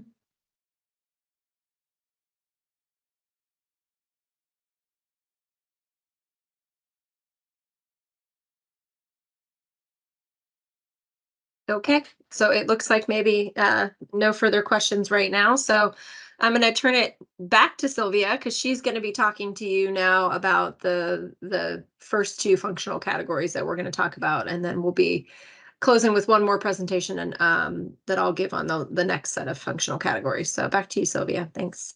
Okay, thank you. And the other topic that I want to talk about is direct investment and portfolio investment. Even though that is mentioned here, all this chapter, we are going to, because there are some cross-cutting concepts that are in different chapters, but we are going to concentrate in foreign direct investment and portfolio investment here. As Bedri mentioned, and it was mentioned before many times, the integrated IIP framework is an important new standard presentation, and it will be included as a standard presentation to show all the process from changing from one stock to the other stock. The idea is to have more sense of the dynamics. For the one that compiled already the integrated IIP, you might be aware that sometimes other changes represent more than transactions, and because of the changes in valuation or other changes in volume. So the idea is to cover this and have everything as a standard presentation. We will have again the revaluation and other changes, and this different or distinction between write-off are going to be separate from other reclassification. And these are not going to be a standard component, but this is going to be some additional information that you can choose to show or not. Okay, first of all, in direct investment, the new standard component, the idea in direct investment is going to be shown by instrument and by sector, and to have this more aligned with other functional category that we have, and Bedri show the how it will look after that, and the idea is that we are not going to, or we are going to have as a memorandum item the other the direction of the foreign direct investment. Dividends and withdrawal of equity. As I told you, the concept of super dividend will not be longer applied to direct investment, as any distribution of accumulated reserve for ordinary earnings should be treated as dividends now, and if there are any exceptional distribution related to sales of assets, should be recorded as withdrawal of equities. But still, the idea of has supplementary data also here is encouraged. If you have super dividends and you want to show it separately, it could be still be shown in as a supplementary item. Then the chapter we cover also valuation of unlisted equity. There was before were like 6 different methods, but it's going to be emphasized which ones are preferred, and it's going to be shown also a decision tree to implement this guidance. Also for equity in quasi corporation, they're going to be the same 3 preferred methods approach as the most important, but then there are, if you are not able to find this method, there are going to be that decision tree that maybe will help you to find another way of measuring. The outstanding of the discussion of negative equity was also closed, and the idea is to keep, as long as I know, because I don't know if it's open again, but the last time that I heard that the negative equity was already closed, and the idea is to have, to allow to keep the negative equity, because it's supposed that it's being financed by some other means. And the one that is suggested to zero out only in the exceptional case that strictly limited liability are involved. Here is the decision tree that I mentioned, and it will be explained and step by step if you have access to different sources of data, how to measure the direct investment. And the one that we deal with the measuring direct investment, we know that it's very difficult sometimes to find a good approach to have the correct valuation of direct investment. Other important thing is that investment in investment fund shares are going to be always considered as portfolio investment, irrespectively of the equity held. However, instruments by the fund are still to be treated as direct investment. That means if it's the fund is the one that invests, can be considered direct investment, but not other way around. Equity in international organization, it was also solved at the discussion that they're going to be excluded for direct investment. It has to be classified under other equity and equity in international organizations under other investment. The difference between transaction price and the value recorded in position should be treated as other price changes, and because we know that we use sometimes different means to measure the unlisted equity, then the changes that we have to explain from one point to another have to be treated as other price changes. And also, Bedri mentioned there are going to be an Annex 6 updated annex on direct investment, and it will be recommended to have as a supplementary framework the ultimate investment economy. We are going to still consider in this manual the direct investment as a basis to record direct investment, but is encouraged to follow the family, let's say, the ultimate investment economy and the ultimate host economy.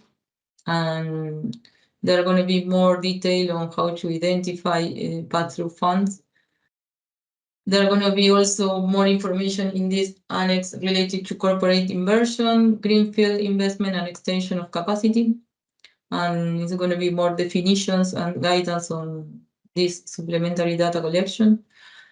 Private and public partnership cash pooling, also they're going to be mentioned the concept, scope, and statistical treatment of these new or explained concepts. This slide tries to show what are supplementary from the standard components that are suggested in different chapters and annex. And we already mentioned these ones, greenfield investment and extension capacity, because there is a requirement from users. Sometimes they don't understand our foreign direct investment because we have new direct investment, but then there is no new factory or something new. So the idea is to have what is really greenfield investment, and it's going to be some definitions on that. Corporate investment, and also I mentioned the ultimate investment economy. Also, very mention about the SPEs for the ones that are very relevant is and are involved in direct investment. I'm going to be mentioned in requested as supplementary. And as I mentioned, that pass-through and super dividends and intercompany lending. Then in portfolio investment, the super dividend will be introduced. We take it out from direct investment, but we keep it in portfolio investment. The reason behind this is that in direct investment, in the current account, we already accrued the reinvested of earnings, so it's supposed that it's already covered and it will not change the current account. In portfolio investment, we are not going to have that reinvested of earnings, and when there is a withdrawal of capital, it should be considered as, in this case, as super dividend. And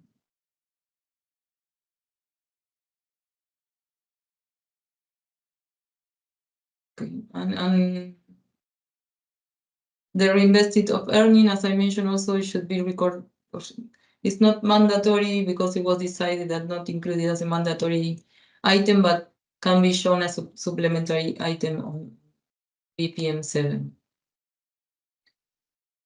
For this portfolio also, you might know that in the external debt compilation guide is requested and to have the nominal value of the debt securities, because it's very important for analytical point of view to have both the market valuation and the nominal value. And it's also requested as a supplementary item. And a supplementary, as I mentioned already, the reinvested of earnings. There are going to be more clarification on portfolio investment to try to cover more complex or the new development that are in the financial markets. And it's going to be a specific and explicitly mention the short position. The short position is when you are selling something that you are not the owner of that asset, and has to be recorded under portfolio investment. The idea is you have a negative asset when you are selling it and not you don't have it in your portfolio. The subscription rights, the discussion was related to if should be under derivatives or here, because you have the right to subscribe when there is new issuance of equity, but the decision was to keep it under equity and not under derivatives. And there are going to be more information on how to evaluate on the position in unlisted portfolio investment. Also, it's going to be recommended to use the method that I mentioned in direct investment. And also, there are going to be clarification of the remaining maturity of the portfolio related to this concept that are here. And also, it's going to be encourage some information on currency composition as a supplementary information. Now I think I went too quickly in this. I have to balance. Sorry. That's okay. You've left more time for questions, so maybe we can see if anyone has anything they'd like to dig into a little further in this topic area of direct investment and portfolio investment. So please go ahead and raise your hand if you want to come in and ask a question.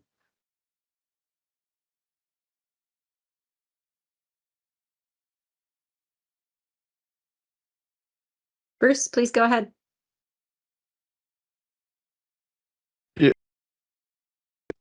Yeah, Bruce Tomlinson, Statistics New Zealand.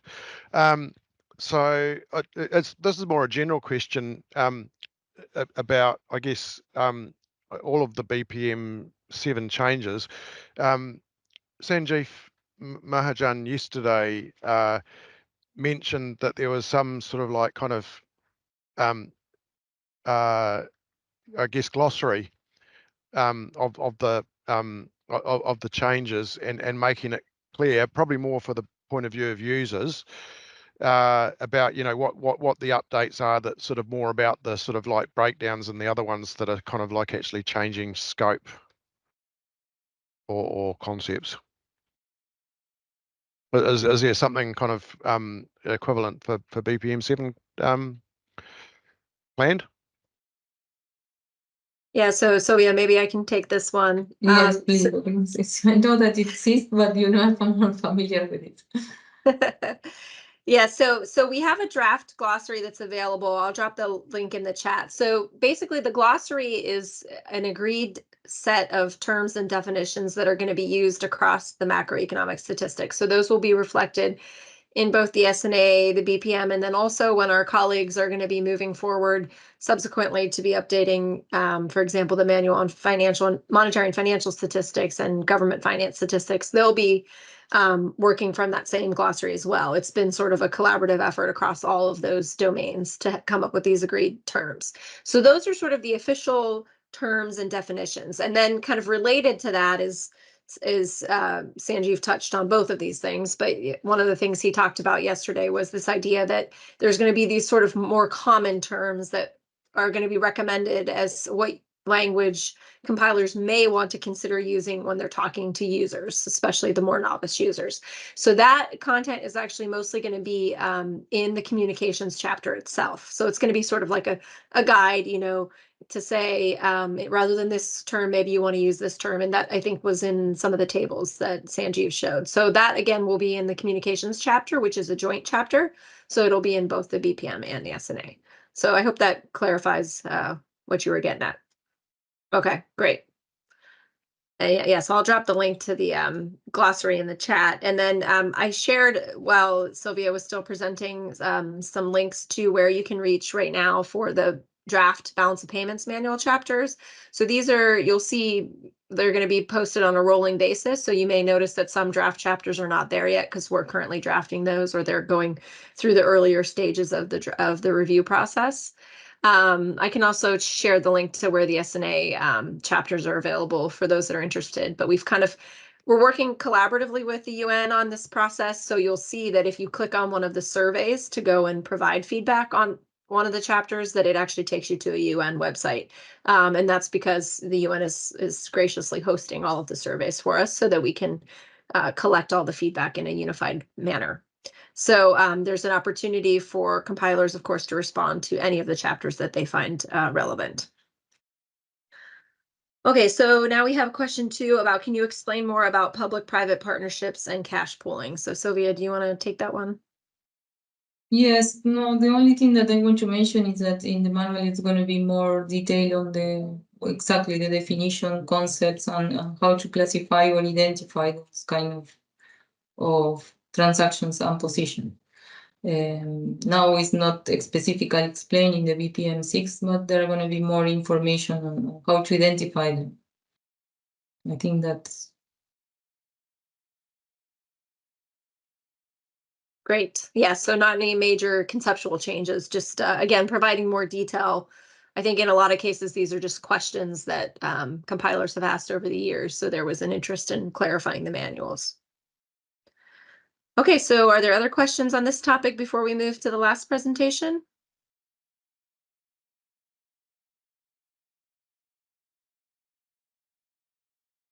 Okay, it doesn't look like it. So I'll go ahead and take over here. I've got the pleasure of leading you all through the last session of the day, and then it looks like we will have some time at the end for Q&A.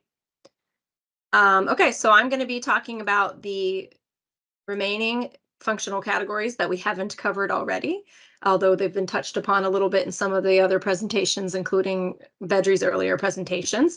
So I'll be talking about financial derivatives, other investment, and reserve assets.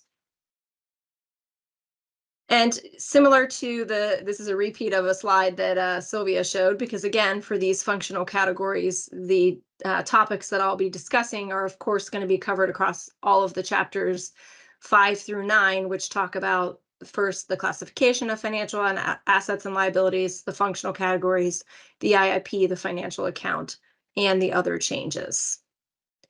And then of particular note here for these topics are two of the annexes that Bedri mentioned earlier, Annex 7 on selected financial issues and Annex 8 on insurance and pensions.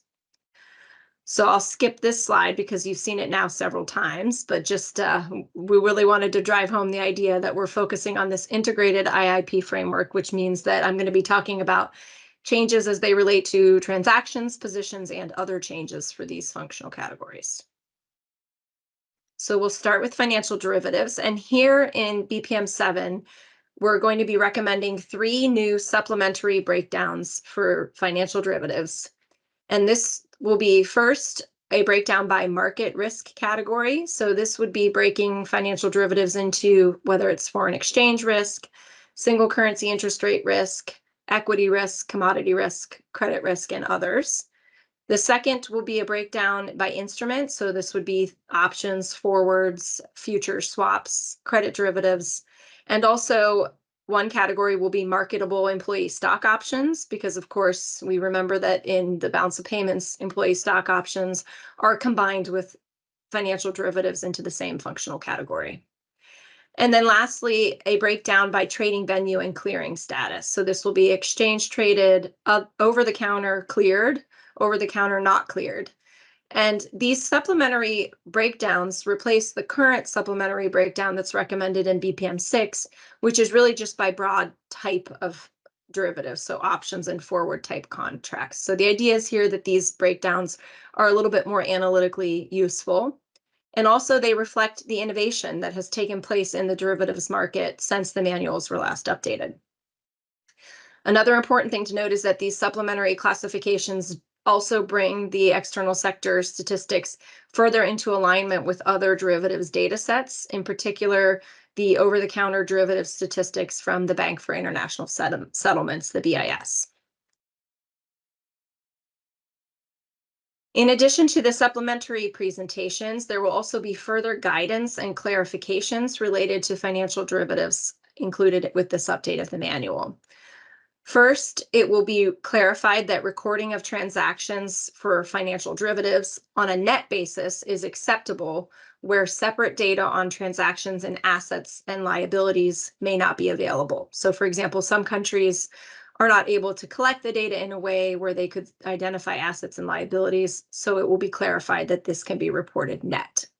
It will also be clarified that the positions may change between assets and liabilities depending on the value of the derivatives. So this is the case, for example, for forwards and swaps. There will also be a change to the convention in from BPM 6 regarding the revaluation of foreign currency derivatives. So in BPM 7, the convention will be that for those types of derivatives where it may not be practical to separate exchange rate changes from other revaluations, in that case, then all of the revaluation effect should be considered to be due to other price changes rather than exchange rate changes. It will also be reiterated that unlike other functional categories, there is no primary income accruing to financial derivatives, and therefore any amounts that are accruing under a financial derivatives contract should be classified as revaluations. And then Annex 7 on selected financial issues is going to include a lot of methodological guidance for the recording of so-called post-trading processes. So these are processes that are necessary for the completion of a trade involving financial derivatives. And these include concepts of novation and portfolio compression. These processes are things that came out of the global financial crisis and were an attempt to mitigate the risk in financial derivatives markets. So just briefly to explain them, novation is the substitution of a new derivatives contract in place of another one. So basically, where there would be a bilateral over-the-counter derivatives contract between two market participants, it would be replaced by two bilateral contracts between each market participant and a central counterparty. And then portfolio compression is another post-trade balance sheet reduction technique in which two or more counterparties would terminate some or all of their open interest in derivatives contracts. And it's sort of just simplifying the management of those positions. So basically, if they have some offsetting positions, they can kind of terminate some of them, the ones that are offsetting, so that it simplifies it. And this, of course, frees up valuable capital that would otherwise have to be held up unnecessarily due to these outstanding derivatives positions. So the annex is going to go into a lot more detail to clarify how these changes in contracts should be recorded in the external sector statistics and provide some examples. And lastly, Chapter 5 will clarify that credit default swaps should be classified as an option type contract, even though they have some characteristics of a forward type contract.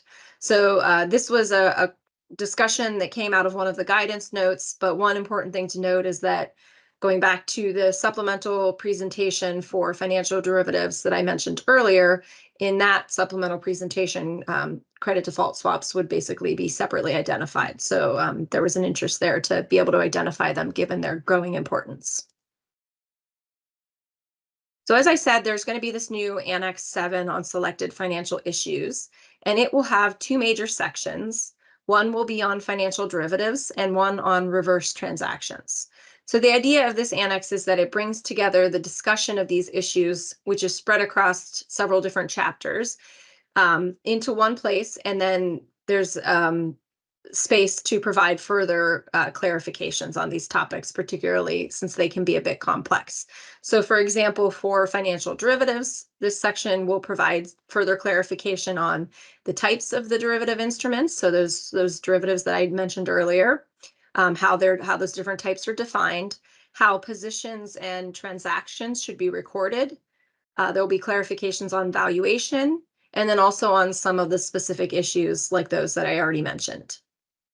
Then the section on reverse transactions or repurchase agreements will provide a more comprehensive discussion, again, here on the definitions, the recording of repurchase agreements, the income valuation, and some specific issues like the treatment of reverse transactions under reserve assets, which is a topic that I'll actually come back to later when I talk about the reserve assets functional category. So now I'm going to turn to the topic of other investment. And here there are, again, a couple changes and clarifications.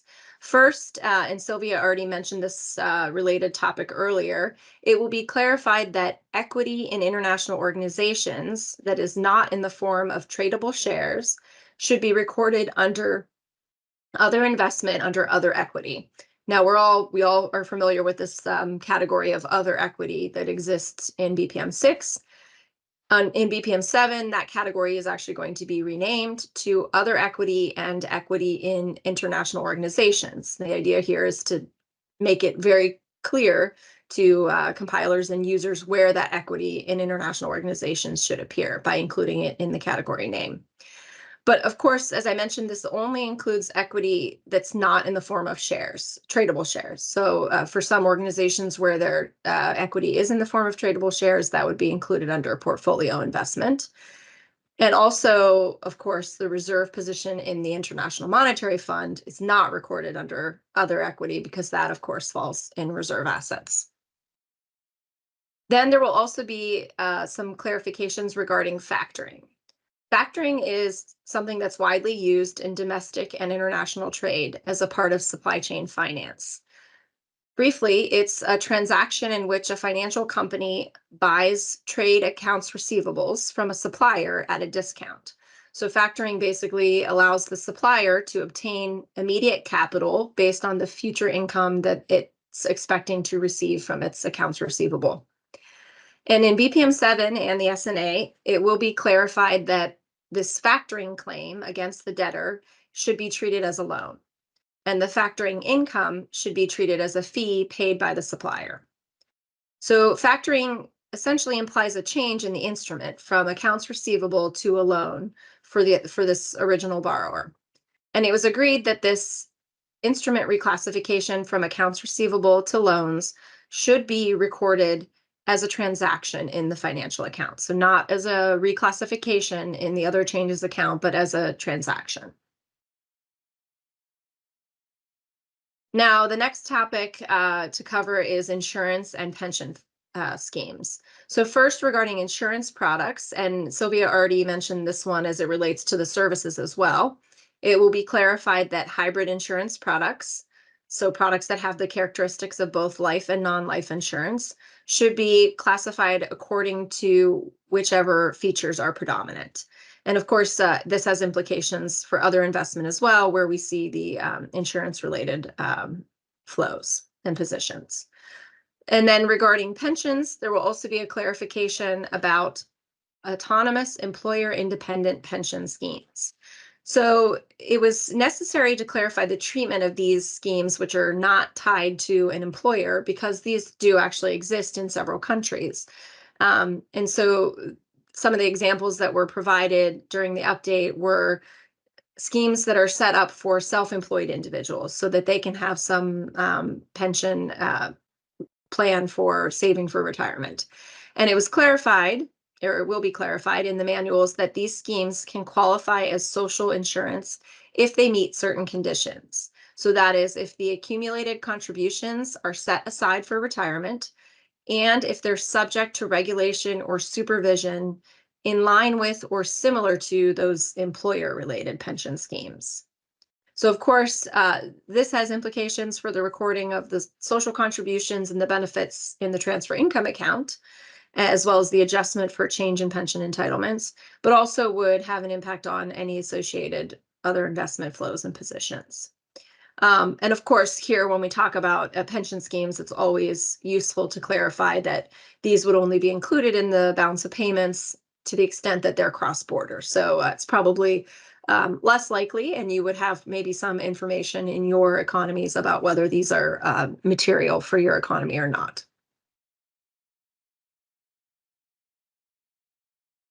Now, for other investment, there is also some guidance that's going to be added around the valuation of non-negotiable instruments. And again, Sylvia did touch upon some of these concepts as they relate also to debt instruments in the portfolio investment area. But just to reiterate these points as they relate specifically to loans. So first of all, the nominal valuation principle for loans will be maintained in this update of the manuals.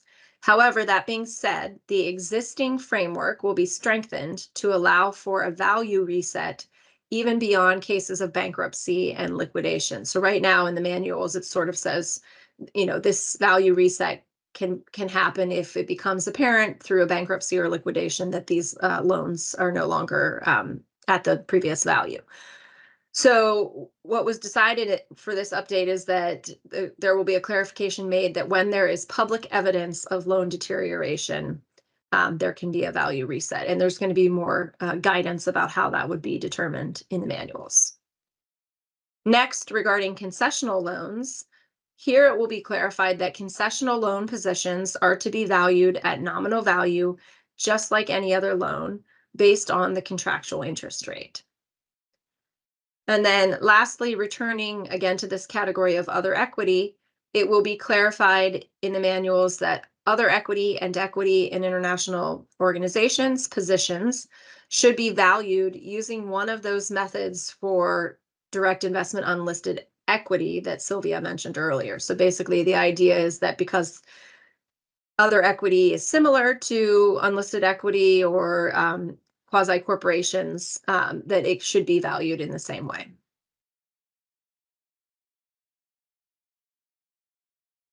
Lastly, there are also going to be some clarifications regarding remaining maturity, and this is the one that I think Sylvia already touched upon again in portfolio investment. But as compilers, of course, you likely know that original maturity of debt instruments is what is used in the standard components of the BPM, while remaining maturity is encouraged for some position data, since it can provide information about potential liquidity risks faced in the economy. And so the supplementary recording of debt liabilities on a remaining maturity basis is going to be further elaborated in BPM 7, with this currency composition information being encouraged.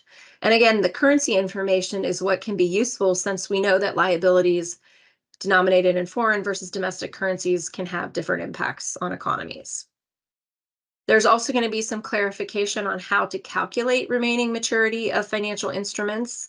There will actually be a new box 5.1 in Chapter 5, that will provide an example of calculating remaining maturity. And I should note that this box comes from a clarification note that has been out on the IMF website for several years now, but the idea is that now it will be brought into the manual as part of the official guidance. Now I'm going to move on to the last topic of reserve assets. There's going to be a lot of new guidance in BPM 7 related to reserve assets. First, it will be clarified that when securities or gold are provided as collateral under repurchase agreements and are not readily available to meet balance of payments financing needs, they should not be included in reserve assets. And in this case, then they should be reclassified to another category, either to portfolio investment assets in the case of securities, or in the case of gold, it would no longer be monetary gold, so it should be reclassified to non-monetary gold in the goods account. And the reason for this recommendation is that because these securities and gold no longer meet the definition of reserve assets, if they're not readily available, then they can't be included in a country's reserve assets. Next, there will also be a clarification related to the treatment of off-market central bank currency swaps. So the IMF has a clarification note that has gone out around central bank currency swaps. And we know that over the last several years, central banks have entered into these reciprocal currency arrangements involving temporary exchanges of deposits. So these were actually mentioned already in BPM 6, but in BPM 7, we'll recommend that when these swaps do not have the characteristics of standard contracts, so when they're not priced at market prices, which is usually the case for central bank swaps, then these should be treated as an exchange of deposits with maintenance of value, meaning that they agree to unwind the operations at a fixed exchange rate on a specific date. Now, if, however, these central bank swaps do happen to be conducted at the standard market price, then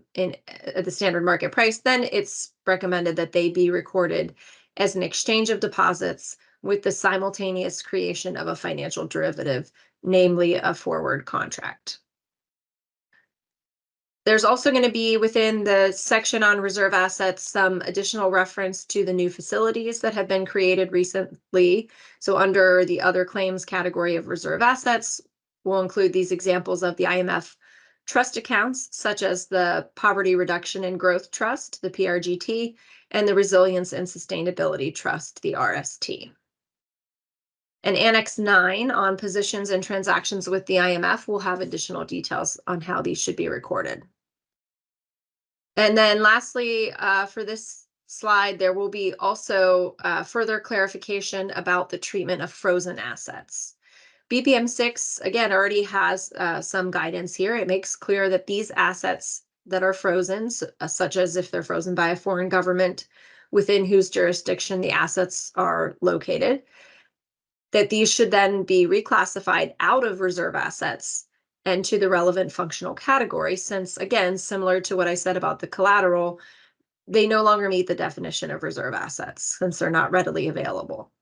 So like I said, this guidance was already in BPM 6, but what will be clarified in BPM 7 is that this guidance does apply to all types of reserve assets. So that can include a country that's no longer able to access their SDRs from the IMF. It can include monetary gold, securities, and deposits, and so forth. And finally, for reserve assets, BPM 7 will introduce a standard statistical definition of net international reserves, or NIR, which will be based on the conceptual framework of the external accounts and the International Reserves and Foreign Currency Liquidity Guidelines for a Data Template, the IRFCL template, which is the definition that's presented here. So net international reserves will be defined as reserve assets minus predetermined short-term net foreign currency drains. And this information about the statistical definition of net international reserves will be included in a box in Chapter 6 of the manual. The idea is to make it clear that this concept of net international reserves goes beyond the scope of the BPM framework. And also, the box will make it clear that the necessary data to calculate NIR is covered in the IRFCL framework. So there was strong support throughout the update process to include this standard statistical definition in BPM 7 because the concept of NIR is widely used as an indicator of a country's external vulnerability. But to date, there has not been a standard way that it should be measured. So the idea is that this standard statistical definition will provide a comprehensive approach aimed at informing reserve adequacy assessments.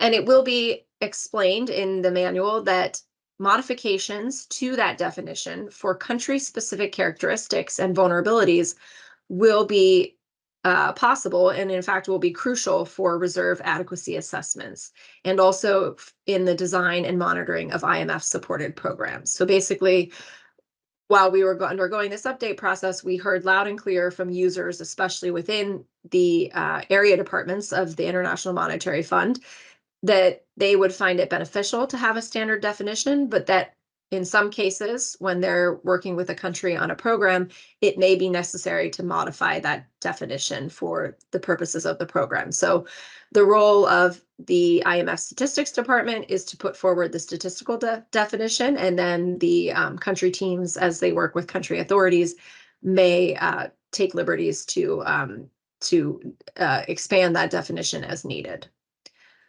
So with that, I've covered everything that I wanted to cover on these functional categories. I'll stop sharing my screen, and then we can see if anyone has any questions. Oh, I see, Bruce, you already got your hand up. Is that a new hand?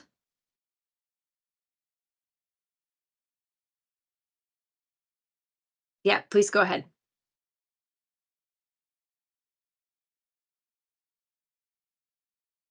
Apologies, I didn't mean to put my hand up. It must have been an accident. Okay, perfect. Okay, so we've got a couple questions in the chat. So let's see. Congrats to the IMF on the significant progress. We look forward to the final publication. Thank you for that.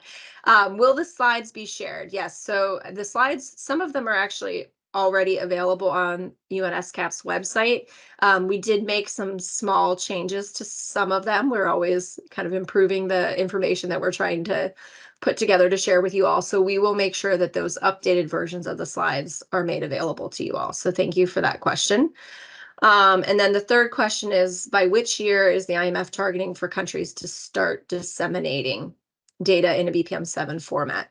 It will be a great challenge for countries. Yes, so I think a couple things that I would want to say here in response to this question. So first of all, we very much see that it will be a dialogue between us and the countries to talk about what would be reasonable in terms of a target for disseminating data on a BPM-7 format. We have been asking this question as we've participated in some various meetings with regional organizations to get a sense for what people are thinking. And we have heard sort of unofficially, we also took stock of our colleagues who joined us for a balance of payments compilation course here at headquarters to ask them as well. And we heard, a bit of a range where some countries are looking at implementing in 2029, other countries before or after that.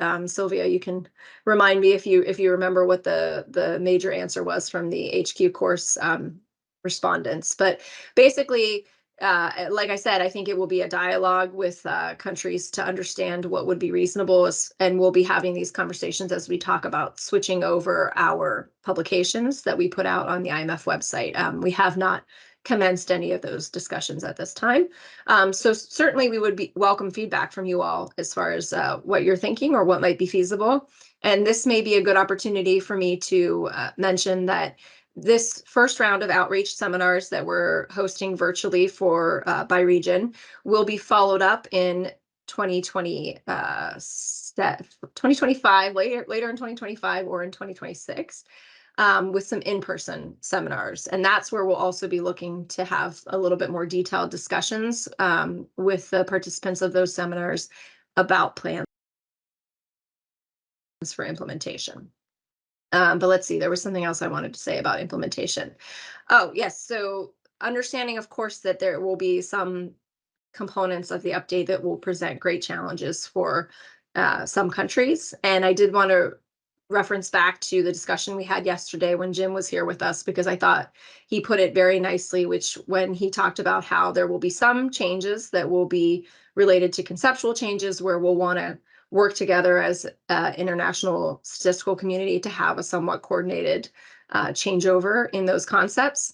And then there will be other changes, particularly those related to adding more granularity, where that would really be at the discretion of individual countries to say, this is a priority for our data users. We're going to, move sooner or later with that particular enhancement. And of course, some of the enhancements that Sylvia touched upon, for example, in the chapter on direct investment, are already things that are described in the benchmark definition of FDI that's put out by the OECD. So in some cases, OECD countries are already tabulating some of that information, or some of those updates may be coming in this next update of the benchmark definition, which is being closely coordinated with this update of the balance of payments manual. So again, I think we're going to see some, first movers in some of these areas, and then we'll be sharing that sort of best practice with other countries so that they can have an example to follow.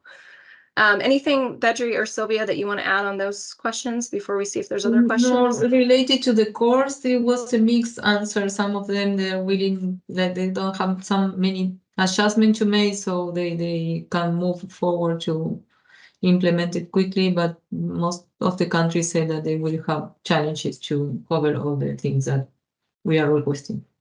Yeah, great. Thank you. So I think we have another hand raised. Oh, is it Tom? Okay, I couldn't see for a minute, but yes, Tom, please go ahead. Yeah, thanks, Christy. Yeah, it's me again. Yeah, I had a very similar question around the kind of target date for dissemination. So I'm really happy that question was asked, and thanks for clarifying where that's up to, because yeah, we're just in the process, obviously, at the moment of thinking about timing of implementation.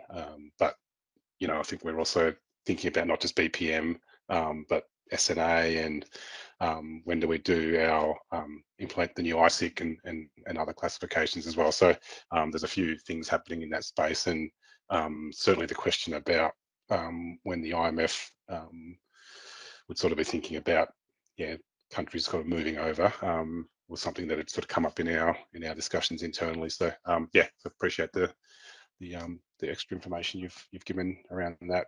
I mean, I had another very quick question, sort of related to your last presentation. Just in terms of emissions trading schemes, I was just wondering if you had any information on. I have to admit, I've probably lost track of where that got up to. But last I'd heard, it was, I think there was a few options being thrown around, but yeah, that there was a kind of agreement that it would be put through as a financial asset. But just if there was, if you had any further information about where that one has got up to, and if there'd be any implications for the BPM manual. Thanks. Yes, so thanks for that. So first, just to follow up on your question or your further comment about the updates of the manuals, I think it's a really good point that you raise, and one of the things that we've been talking about in conversations that we've had, for example, with the ISWGNA and with the BOPCOM members, is that because we've had this really closely coordinated effort to update the manuals together, it sort of naturally follows that we would hope that countries would be thinking in a sort of coordinated way to kind of bring in these updates at the same time. But of course, I say that fully recognizing that you all have your various statistical compilation processes and your, different approaches that you have to undertake to get budget approval, to make, to get the resources available to make these changes. So taking all of that with a grain of salt, of course, with our IMF hats on, we can say, oh, it would be great if you guys all did this in a coordinated way, but we recognize that may not always be possible. But we have tried to do what we can to, coordinate with, for example, the updates of the ISIC, the CPC, which have been touched upon earlier, to make it as easy as possible, I guess I should say, for you all to do that, if it's within your resources to do so. So thanks for that. On the emissions permits, I have to admit, I've also lost a little bit track of what's been going on there. I'll look to my colleagues to see if they have any other information, but I think that we may need to get back to you on that question, because I know there was basically, as you said, some general agreement, but there were still some conversations being had around some of the details. And one of the things that still was a bit left open, as you alluded to, was this idea of how prevalent is this going to be cross-border, and will it be something that we'll need to take into consideration? So, but you rightfully noticed that it was kind of absent from our presentations, which was probably a reflection of the fact that it was still pending when we drafted the materials. So Bedri and Sylvia, I don't know if either of you happen to know more updated information. No, what I have is also that what you mentioned, that it was pending at the moment. Yeah. Yeah. So we'll take that back as a follow-up item to come back to you all But on. maybe we can talk about that one that was closed and also was not mentioned on the presentation. The merchanting trade, the merchanting also was the marketing assets were Yeah. not mentioned, and that was closed the discussion because it's in one moment was supposed to move from capital account to service account, but at the end it was decided to leave it where was it, and that was solved a couple of days ago, I think. Yes, very recently. Yes. Yeah. Yeah. So, I mean, as far as the proposal there, we had already been working towards drafting the manuals with the understanding that marketing assets would be reclassified. So we will be taking another look at, and going back and reversing out that change, so to speak. But it will remain on the research agenda, which was, a key point. So it won't be forgotten. Okay, and then are there other questions from anyone in the group? I didn't see if there was any more in the chat. Looks like not. Bruce, please go ahead. Yep. So deliberate this time, and I was waiting till the end because it's probably more a comment rather than a question. I guess just the the distinctions between the what sort of related to more granularity, and I guess it's sort of a challenge and that the smaller the country is and the greater the granularity, the more the biggest challenge sort of becomes the degree of confidentiality. And so I think that's sort of, and so I think sort of like getting sort of like a a sort of clear sort of indication that the change is sort of about granularity rather than conceptual expansion. That'd be like really helpful, I think. Yeah. Thanks. Yeah, no, that's really useful feedback. And I think one thing that will help somewhat in that regard is for the balance of payments manual specifically, we're working on a draft of the Annex 13 that shows all the changes. So, that's helpful because it usually says this is further elaboration versus this is a change. But it's a good point that, and it kind of gets back to Jim's comment yesterday, that it would be really helpful for countries to have that very clearly delineated, so we can take that back and put some more thought to how we might be able to share the information in a way that makes that super clear. We actually, in earlier iterations of these presentations, we had all the supplementary items kind of listed all in one place, but we thought it was maybe a bit overwhelming.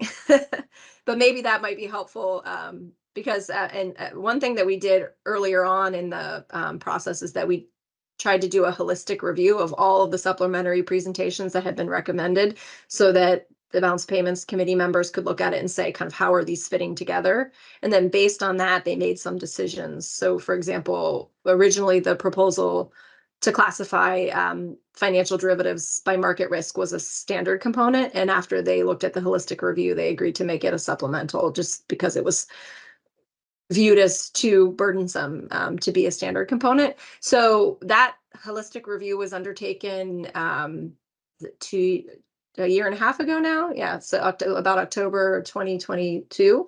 So there were some things that did not get included in it because they were not yet finalized. So again, it may be something as simple as just like updating that list of all of the supplementary presentations may help meet the need that you're suggesting. So thanks for that. We can take that comment back on board. Okay. Well, we are about nearing the end of our time. So if we don't have any other questions, I did want to keep you all just a few minutes longer to ask one more poll question.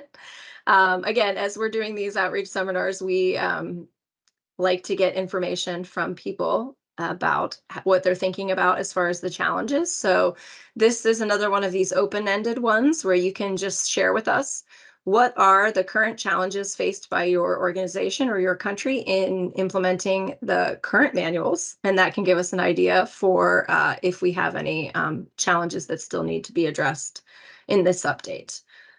Or, of course, some of these things like globalization and digitalization have been challenges since the previous versions of the manual and will continue to be challenges. So you can feel free to answer along those lines if you'd like. But please go ahead and enter your thoughts in this one.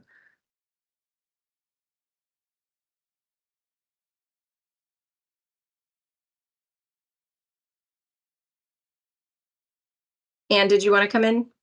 Yeah, I just want to ask you guys to please, at the end, after you finish all this, please fill out the evaluation form I just put in the chat box, just to help us serve you guys better. Thank you. Great. Thanks, Anne. And while we wait for people to put their answers in here, I do want to take this opportunity to thank our UNSCAP colleagues for the excellent organization, at least from our side, from the IMF side. It was extremely helpful, and we really appreciate you bringing together this group so that we can have this conversation over these last few days. So thanks. Thanks, Anne, on behalf of the rest of the group who I know are in the other seminar now. Yeah, thank you guys all too for helping us deliver the message to everyone. Thank you. Great. Okay, so trying to see if we can get the results populated for this one. Don't know if I have to click something. Go back here.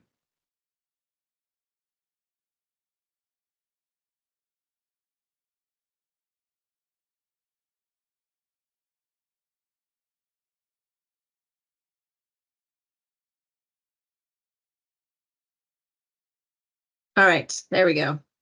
Now we're seeing some results. So we've got funding, resources, systems. Yeah, that's a big one. The IIP framework and budget constraints. Okay, so that's helpful for us as we think about how we can support countries when they're starting to look at implementing for the next update. Data collection is coming up. Okay, great. So some common issues that we see across the group. So thank you all for that feedback. I guess I want to turn to Bedri and Sylvia, see if you have any last remarks that you'd like to share before we close. Thank you very much, Christy. So I want to thank all the participants for being with us these 2 days and for sharing their comments and suggestions. Maybe just on last questions asked by Bruce, to add in addition to what you said, Christy, that the statistical confidentiality will also be discussed as part of the chapter 20. I don't know how much in detail this will be discussed, but I know that there will be a section, there will be a discussion on statistical confidentiality in this part.